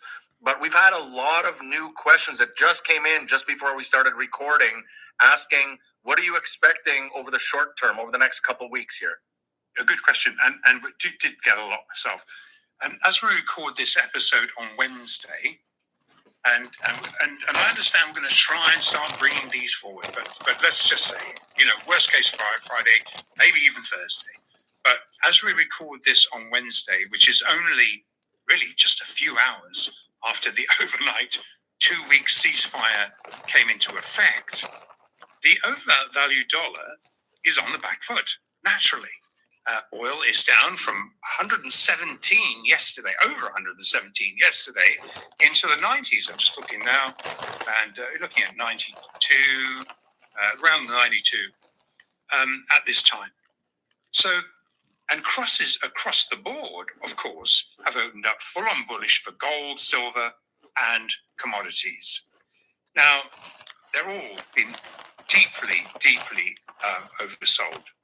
Now, with Trump stating he's met and exceeded, as he said, all military objectives, and he's willing to consummate a possible agreement around the Iran's 10-point plan, this looks like the perfect exit point to rebuild domestic support ahead of the midterms. And there's still some question marks over the sovereignty of the Straits of Hormuz. So oil traders are still see this uncertainty as yet to play out. So you're going to see some cross flows based on that, because it's not really been defined. But while we expect geopolitical flip-flop war uncertainty to continue to drive the short-term action, liquidity providers assess gold was already firmly back on the safe haven central bank sovereign and institutional accumulation rails, further dislocating from the synthetic mechanical correlations. It was already happening. And that being the case, once the dust fully settles over the next couple of sessions, liquidity providers assess it's time to rebuild safe haven gold and silver inflows to hedge against an escalating private credit crisis, which under this war fog has seen a spectacular collapse over the past 2 months. It's completely off the radar. This is right on the front burner now, and it's extremely gold bullish. Now, regardless of the war volatility, interbank markdowns, restricted lending, we've had gating of funds. The stress is now shifting the focus onto CLOs, the collateralized loan obligations. Now, that rings an awful large bell from major disruptions in the past. This is the next shoe to drop, as private credit firms who rely on these CLOs for funding, right in the middle of unfilled redemption pressures and a liquidity crunch, have begun running into what could easily develop into a 2008-like derivative blowout. And the too big to fail banks are increasingly exposed to this huge derivative risk. Now, expect some cross flows to settle as the next few days play out. I would think so. But to sum up, ongoing safe haven inflows into gold and silver are expected to resume, with oversold gold and silver dips being used by the shorts to cover.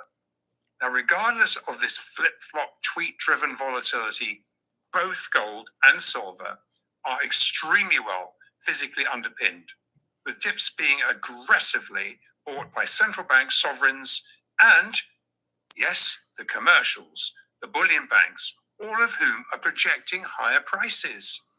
All right, Andrew, there's a lot of questions here regarding the reports that central banks have been dumping gold. Can you comment on that? Yeah, let's push back against that right away. And it's such an easy narrative. Oh yeah, everyone's bearish gold, so let's say why it is. Oh, let's come up with some sort of idea. And it varies on the day, but that was the one, the main narrative. Oh yeah, central banks are selling their gold now, as if that's the end of things. Well, while we've confirmed reports of a few tons, and we mentioned them last time, of leased gold being lent into the market to meet initial dollar funding shortages, and that was as we showed that Turkey, we put a link up where Turkey had done it, and these leases ultimately, but these leases, all of them, they have to be bought back, and with competing central banks now underpinning the market, these derivative gold loans will have to be bought back at higher physically driven prices. Now, these leased positions generate derivative gold supply, which feeds into the crosses, whereas net, very little, if any, real physical gold or silver has actually been put on sale into this entire 24% synthetically driven gold price correction. So here comes the boom. Here comes, get on the board, get on the rocket. Here we go. It's about to really take off. Like he even said with Turkey, it wasn't even physical gold they were selling paper gold because they needed money. Nobody's selling physical gold. So this Matt Puffenberger, what an idiot he is. Oh, that's why the price is going down. It was paper, and it's temporary, and it needs to be bought. So he's showing the half of the story. He's not showing the other half, that when it gets bought, the price goes up. So we're expecting a very strong buy, a very strong gold price coming around the corner. Now, there was no ceasefire. It lasted all of an hour, and Israel broke it. And nobody trusts the U.S. and Israel because they're a bunch of liars and scumbags. I'm embarrassed to live here with idiots running the place like these guys. You got to be kidding me. And anyway, so that's kind of what is happening. So, yeah, it dropped down, but notice it went back up. And here, I think we're going to see a huge run up in the next couple of weeks. I would imagine so. It's the 11th now. I'd say by the end of the month, but I'd be guessing it should go up. Now, what's preventing it, I don't know, but it should go up. The war, they've used that excuse. That's done. They've used the oil. Well, that's back down at 117. It goes back to 95, but why didn't gold go back up? And they're fighting at gold at 4,700 now. It's touched 4,800 and went down. Silver touched 78 and then went back down. That doesn't make a lot of sense to us.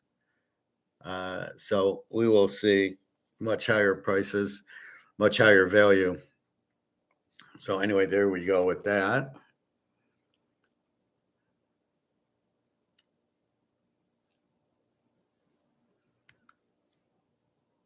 Reserves. They weren't racing for dollars. They had lots of dollar reserves, and which was like China Central and banks. the Arab oil-producing nations.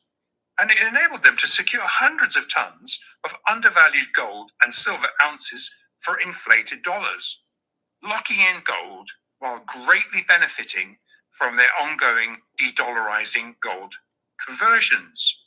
As also affirmed in this FT article, while gold was the immediate hedge to raise dollars quickly, that trade quickly reversed. Safe haven gold is being replenished by selling dollars and US treasuries. Notwithstanding that China officially converted a rising dollar into purchasing another 5 tons of gold, as reported here in a Bloomberg article, noting the PBOC purchased gold into the derivative gold dip, and they noted, quote, China's central bank bought the most gold in more than a year in March, demonstrating that a key pillar of support for the precious metals remains intact as prices come under pressure amid the Iran war. Also, it's largely forgotten that in 2023, We did a lot of exposure on this at the time. Former US Treasury official Brad Setzer had assessed that China holds roughly 3 trillion in hidden shadow reserves, which are essentially foreign currency assets stashed outside the official central bank, outside their books. And this opacity and the underlying firepower is aggregated within the PBOC state banks and state-held funds. It's also missed that it's these same state-held banks where the conservatively estimated plus or minus 40,000 tons, I'd say minimum 40,000 tons of PBOC shadow gold holdings are salted. And what are they valued at? They're valued in dollars. And as of February, and they're valued in dollars until the day China wishes to flick that switch.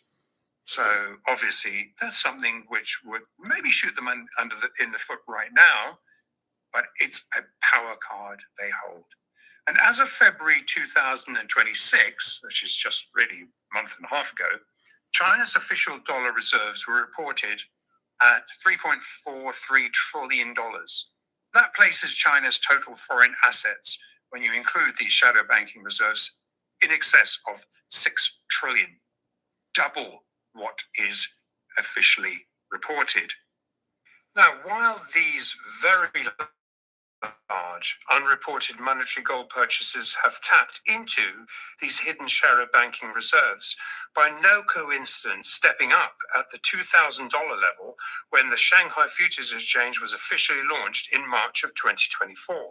And as we've assessed during the subsequent 24-month $3,600 rally, and even though we've seen a pullback, nevertheless, because some sucked-in speculative demand was responsible for some COMEX-driven naked long overshoots, underlying these events, very large PBOC monetary gold purchasing consistently raised the floor, hence this series of higher physically driven stair steps.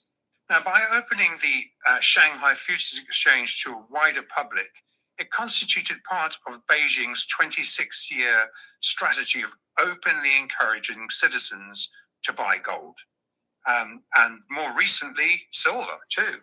And this is based solely on the premise that these investments would appreciate into rising prices. Now, both gold and silver consistently trade at a large premium to local London FX gold or futures-related gold. They have kept that promise. The PBOC has kept that promise, where necessary, from time to time, intervening in the CNY USD dollar crosses. Now, adding over 25,000 tons of citizen-held gold, that brings total accessible PBOC gold to at least 65,000 tons.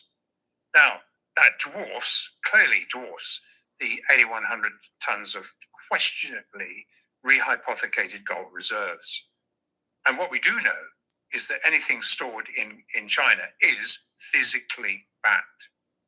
Now, for what it's worth too, in addition, China's domestic shadow banking, which is the trusts, the loans, and the wealth products of yuan-denominated credit, sit at separately at around about another $7 or $8 trillion. So also, debunking misinformation that sovereigns were selling, Arab nations have built up ample petrodollar reserves and are easily able to flywheel short-term imbalances without selling any gold whatsoever. Quite the reverse. In fact, liquidity providers assess aggregation of large competing safe havens, central bank, sovereign, physical, unreported monetary gold demand from Arab nations is at unprecedented highs, taking advantage of this oil price glut. So to sum up, even before the ceasefire agreement, and even if it falls apart again, we have been exposed to a race into dollars. However, underscoring that once derivative ETF gold was ditched, we're talking about leveraged, double ownership gold, synthetic gold, ditched. And if you remember, ETFs, the on and the off ramps are unallocated. So while they say they're and I don't know, I wouldn't have not been inside their vaults to say each of those bars are there. But when you can double ownership, when you can short sell them, that they're not there.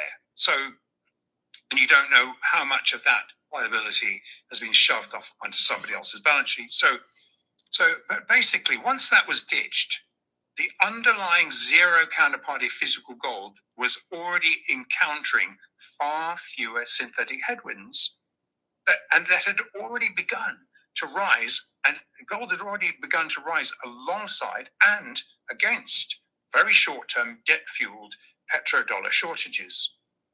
Now, while the bearishly skewed mainstream media still has no clue that the steeply rising dollar is leaching physical gold out of the Western underpriced 20% diluted unallocated gold markets, then they're missing the fact that gold is being drained on a one-way journey into very welcoming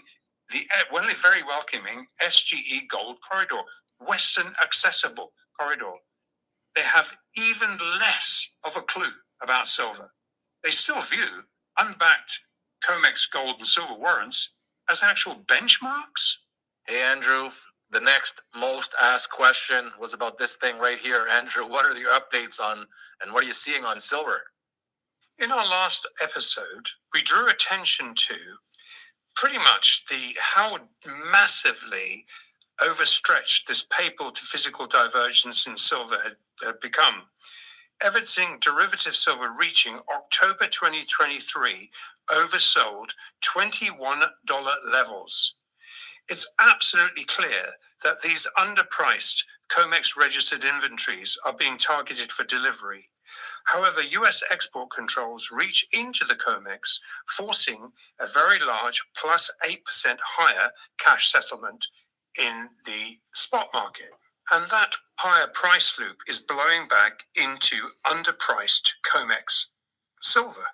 As we outlined in our last episode, these cash settlements are based on an agreed bilaterally settled LBMA physical delivery price, and is currently annualized at around plus or minus 8%, plus the sundry shipping costs. Now, these arbitrage margins are thin, and silver is in such short supply that it's being drained into PBOC coffers. And just a really quick look. After the ramp up, we saw the silver fix coming in almost at the high of the day before the usual bid pullers came in and found a little bit of support at the 100-day moving average, the rising 100-day moving average. So hidden in plain sight for the last 4 going on 5 years, and here is the latest update, the so-called global local London silver hub, into which massively leveraged rehypothecated silver derivatives are benchmarked, have had zero silver to export to China to arbitrage these large Chinese premiums. Now, given global US export controls have now been implemented, imports into London are being completely bypassed, forcing very large legacy marking leasing costs. But these leveraged borrowings are sold into the market, but end up flowing into the SGE physical hubs, China. forcing that they've been borrowed, sold, and they end up, these derivative benchmarks then ultimately have to be paid back at a sequentially higher and higher price. It has to be bought back at market from the market. Now, we see both gold and silver as extremely good value as we commence this second quarter. So under the smoke and So what he's saying is the supply is extremely low for silver, which means the price should go to the moon. Same in gold, but in silver specifically, there is not enough physical for the demand, which has to make prices go up. And they're keeping it down, but this is what our question is: how long can they keep it down? We're banking on the physical, low supply, high demand, high price. That's what makes time travel possible, as you know. All right. there is COMEX generated action. As we move forward, funds and institutional investors are looking to significantly increase gold and silver allocations. And we've looked at this before, from a very, very small zero to at best maybe 2%, if I barely know any of them that have even gone as far as 2% of gold assets under management. So it's a minimum now. The minimum expectation is 5% to a plus or minus 20% exposure to gold. And we looked at I think it was Citi's expectation of how many years of gold of mine supply that would take. It was laughable. So essentially, not what we're saying is not all these gold flows though that flow out are being sourced out of the physical out of the FX markets. And in gold, bearing in mind, has to be T+1 deliverable. What is at the fix?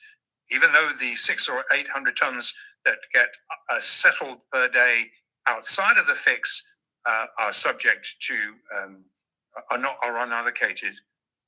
In gold, all of these T+1 settlements at the fix are forced to be T+1 delivered. So, but not all of these gold flows will even touch the West as they exit. They'll exit, but they won't touch the West. And so to address really what is a massive loss of trust in high counterparty risk unallocated LBMA and CME products, migrating Western funds are being embraced very closely by highly regulated free trade zone XGE gold and silver ecosystems. And having lost this business, Western bullion banks are racing to participate. Why wouldn't they? This is where the business is. And while mainstream media hasn't yet caught on to the fact that gold is the go-to first-year anti-debasement trade, the Fed has been caught in an impossible trap, triggered by the unfactored and lingering inflationary oil shock, which will likely take months to clear. Cutting rates will be difficult, but they also can't really raise rates without accelerating the 39.1 trillion, as of today, national debt service spiral. Now, the only available choices for a trapped Fed are to monetize or trigger a debt crisis. And under the chart noise, liquidity providers now report central banks and sovereigns are rebuilding gold assets to front-run this scenario. Now, following Basel III recategorizing gold as a first-year NSFR-compliant asset, all other global central banks and sovereigns have been converting high beta debasing dollars into inelastic physical gold, benefiting from a rising gold price and based upon real supply-demand fundamentals. Central banks and sovereigns are price insensitive to short-term movements. They were buying at 5,000 gold and 5,600 gold when it was before it topped out, and they continue to buy at 4,100 gold, and they continue to buy. And BlackRock's Evie Hambro affirmed this morning on Bloomberg, there is no upside cap at this time. So finally, really what is of interest here, and I wanted to mention it, we mentioned Russia selling some gold in January. It's been reported to us that following Russia selling 15 tons of gold directly to China in January, Russia has been actively converting its unfactored sanction relief oil bounty yuan receipts into physical gold at the Shanghai Stock Exchange.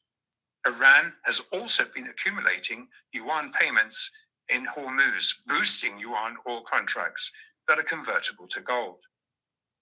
Well, I think the one theme that kind of runs through this entire month of volatility, war-driven rather volatility, is that we've just witnessed the largest ever conversions of dollars to gold. That gold had unequivocally acted as the ultimate safe haven, wealth protection, and through this unprecedented paper-to-physical rotation, gold has uncovered a floor for a global gold rally to rally from. I guess really the only remaining question left to ask is, for exactly the same reasons that central banks, sovereigns, foreign banks, and institutions have converted dollars to gold and silver, how much physical gold and silver do you own or Not as much as we'd like. So what I got out of that is, guess who's trying to be the whatchamacallit brothers? Who try to corner the market. I can't think of their names. China is trying to corner the gold and silver market, as with, let's say, BRICS is. China's got 80,000 tons, and we know Putin's got 20,000 and 25,000, whatever. And what are they doing? They're trying to corner the market with physical gold and silver. Basically, the U.S., the West is too stupid. They're sitting there with their thumbs up their ass going, I don't know, I got paper gold and the paper dollar. Well, that we can print as much as we want. This is the U.S. They're a bunch of idiots.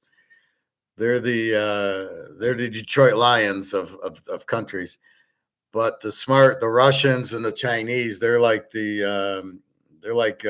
Sean Payton and Sean McVay. They're the smart coaches, Bill Walsh and Bill Parcells. That's the East. That's China and Russia. They're the smart guys, and they're trying to corner the market. They've already cornered it. China with 85,000 tons of gold. I mean, Jesus Christ. They basically cornered it. You don't need to buy every ounce of gold, but China is anything that goes on sale, and they know it's a sale at 4,700. Now, with that setup and China trying to corner the market, and what do you do when you want to corner the market? You want the price to go up. Same with Russia, same with BRICS. We are going to see this long, strong boom up because the dollar is worthless. Nothing has changed in my class. The dollar is worthless. This is worthless. This has no value, and this does. So you dump this and that. I can't believe I can still go to the store with this and buy that. It just blows my mind. This is worthless. This is where the value is. And I'm sure the Roman Empire, the people were going, oh, what do you mean it's worthless? Or the Germans in 1920 going, well, I got Reichsmarks. I got 1 million of them. I'm fine. Or the people in France in 1791, or the people in Britain. We got the empire, or the people in Amsterdam, or the people in Spain. All thought, hey, everything's great. I got all this bullshit money. Understand the concept. Anybody that can print the money, which is the central banks, which are illegal, if they control my money and they can print it and I lose value, I got a problem. I'm relying on the government, to be honest, which we know they're not. And so they shouldn't be printing it, making it worthless is what they're doing. I don't call it a tax. They're ruining the money supply. But the one thing that they can't ruin is this. They can't print it. We are naked with this. This is what we have, gold and silver. You can't print it. We're relying on the government not to be motherfuckers and print this to zero. The government can't touch this. You can't print it. So therefore, it cannot go to zero. But you know what can go to zero? Something that the government can print. Now you'd think, well, why would they want to print it to zero? And then because they have, billions of dollars, it'll be all worthless because they don't know. They are idiots. These are the dumb coaches, right? They think this is the Tiger coach who thinks that I'm going to pinch hit my number 4 hitter who's hitting, 250 for the guy hitting zero. It's the same mentality. They're just stupid. They don't get it. There's the Luke Romans and the Ray Delios and the Jim Rickards who are idiots who are saying, oh, you can print as much as you want. No, you can't. You keep printing it, it goes to worthless. Get your wheelbarrows. So maybe we should go into the wheelbarrow business because we're going to be pretty busy soon. Anyway, the government can't print the gold and silver, but they can print the dollar. So you're relying on the government. Are you comfortable with the government not fucking everybody over and fucking themselves up? Hell no. That's a hell no. So it's just crazy. So that was Mark McGuire. So gold and silver should be jumping. They are buying the shit out of it. This little thing with the oil going up and then made the dollar, you needed more dollars because it was a higher price. Well, that's down now. That's back in the 90s. Look for gold to jump. It's been jumping a little, 4,500, 46, 47. It touches 48 and it goes down because the U.S. is printing it. But look for the dollar to be worthless very soon, if not already.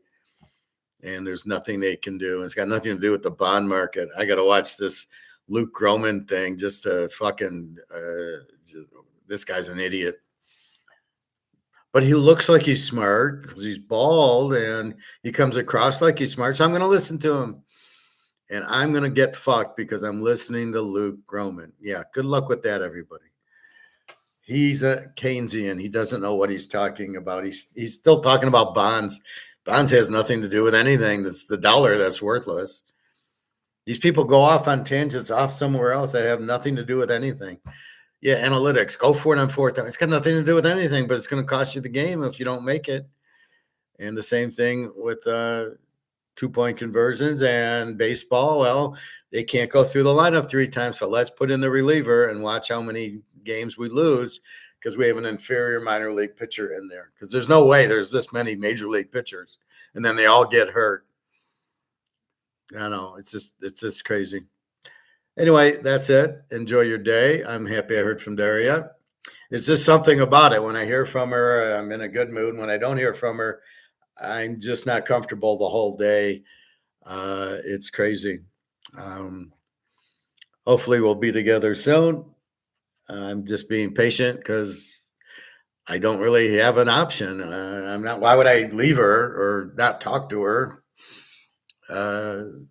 That's crazy. That's just stupid.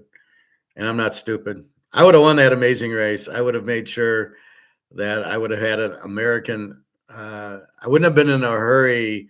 I would have thought the leg through and said, I need an American cab driver who I can say, wait for me and drive me there. And I would have won it. So keep that in mind. He needs to, you need to be careful with that. You got to think long-term, not short-term. So in the long term, we buy gold and silver because we know that's the place to be. We don't look short-term and buy gold and silver stocks because it's money, which is in paper, which is printed to nothing. So in the short run, we make a little bit of money in the stocks, but in the long run, we're still in paper. The game is to get out of the paper, get off the Titanic, get into the lifeboat, and we have a monopoly. So you should run into the monopoly as quick as you can. Gold and silver are the monopoly as long as you're buying physical. This is a monopoly now. There is no other currency to get into. The yuan is worthless. The ruble is worthless. The gold back is the only answer. So that's really the key to get into the gold back currency, get into the gold because they can't print it because we all trust the government, don't we? Oh my God. All right. I hope you enjoyed. We'll see how we do in baseball. And there's no basketball today. And we're probably not going to bet it tomorrow because it's the last game of the year and who cares?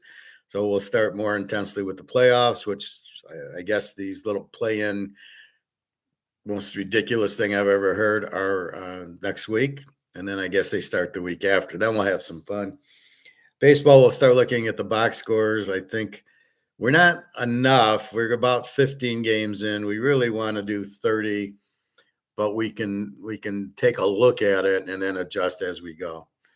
I move on the 1st, so the 30th, I will be not too busy. I'm already loading the car up. Well, the cards are easy. I never take them out of the boxes. It's like the safe and the silver. I just got to move the box. The spices I can't really do now, and I need some plates to cook and eat with. So that's kind of the last thing, although most of the plates I have taken, I have boxed that. And I'm just thinking it's really my clothes now and my bathroom stuff are the only thing, but I still need shampoo and my color, and I still need stuff like that. So it's not like I can pack everything away. The only thing I need now is the internet hookup, and I got to figure out what to use. And then I got to take the router back.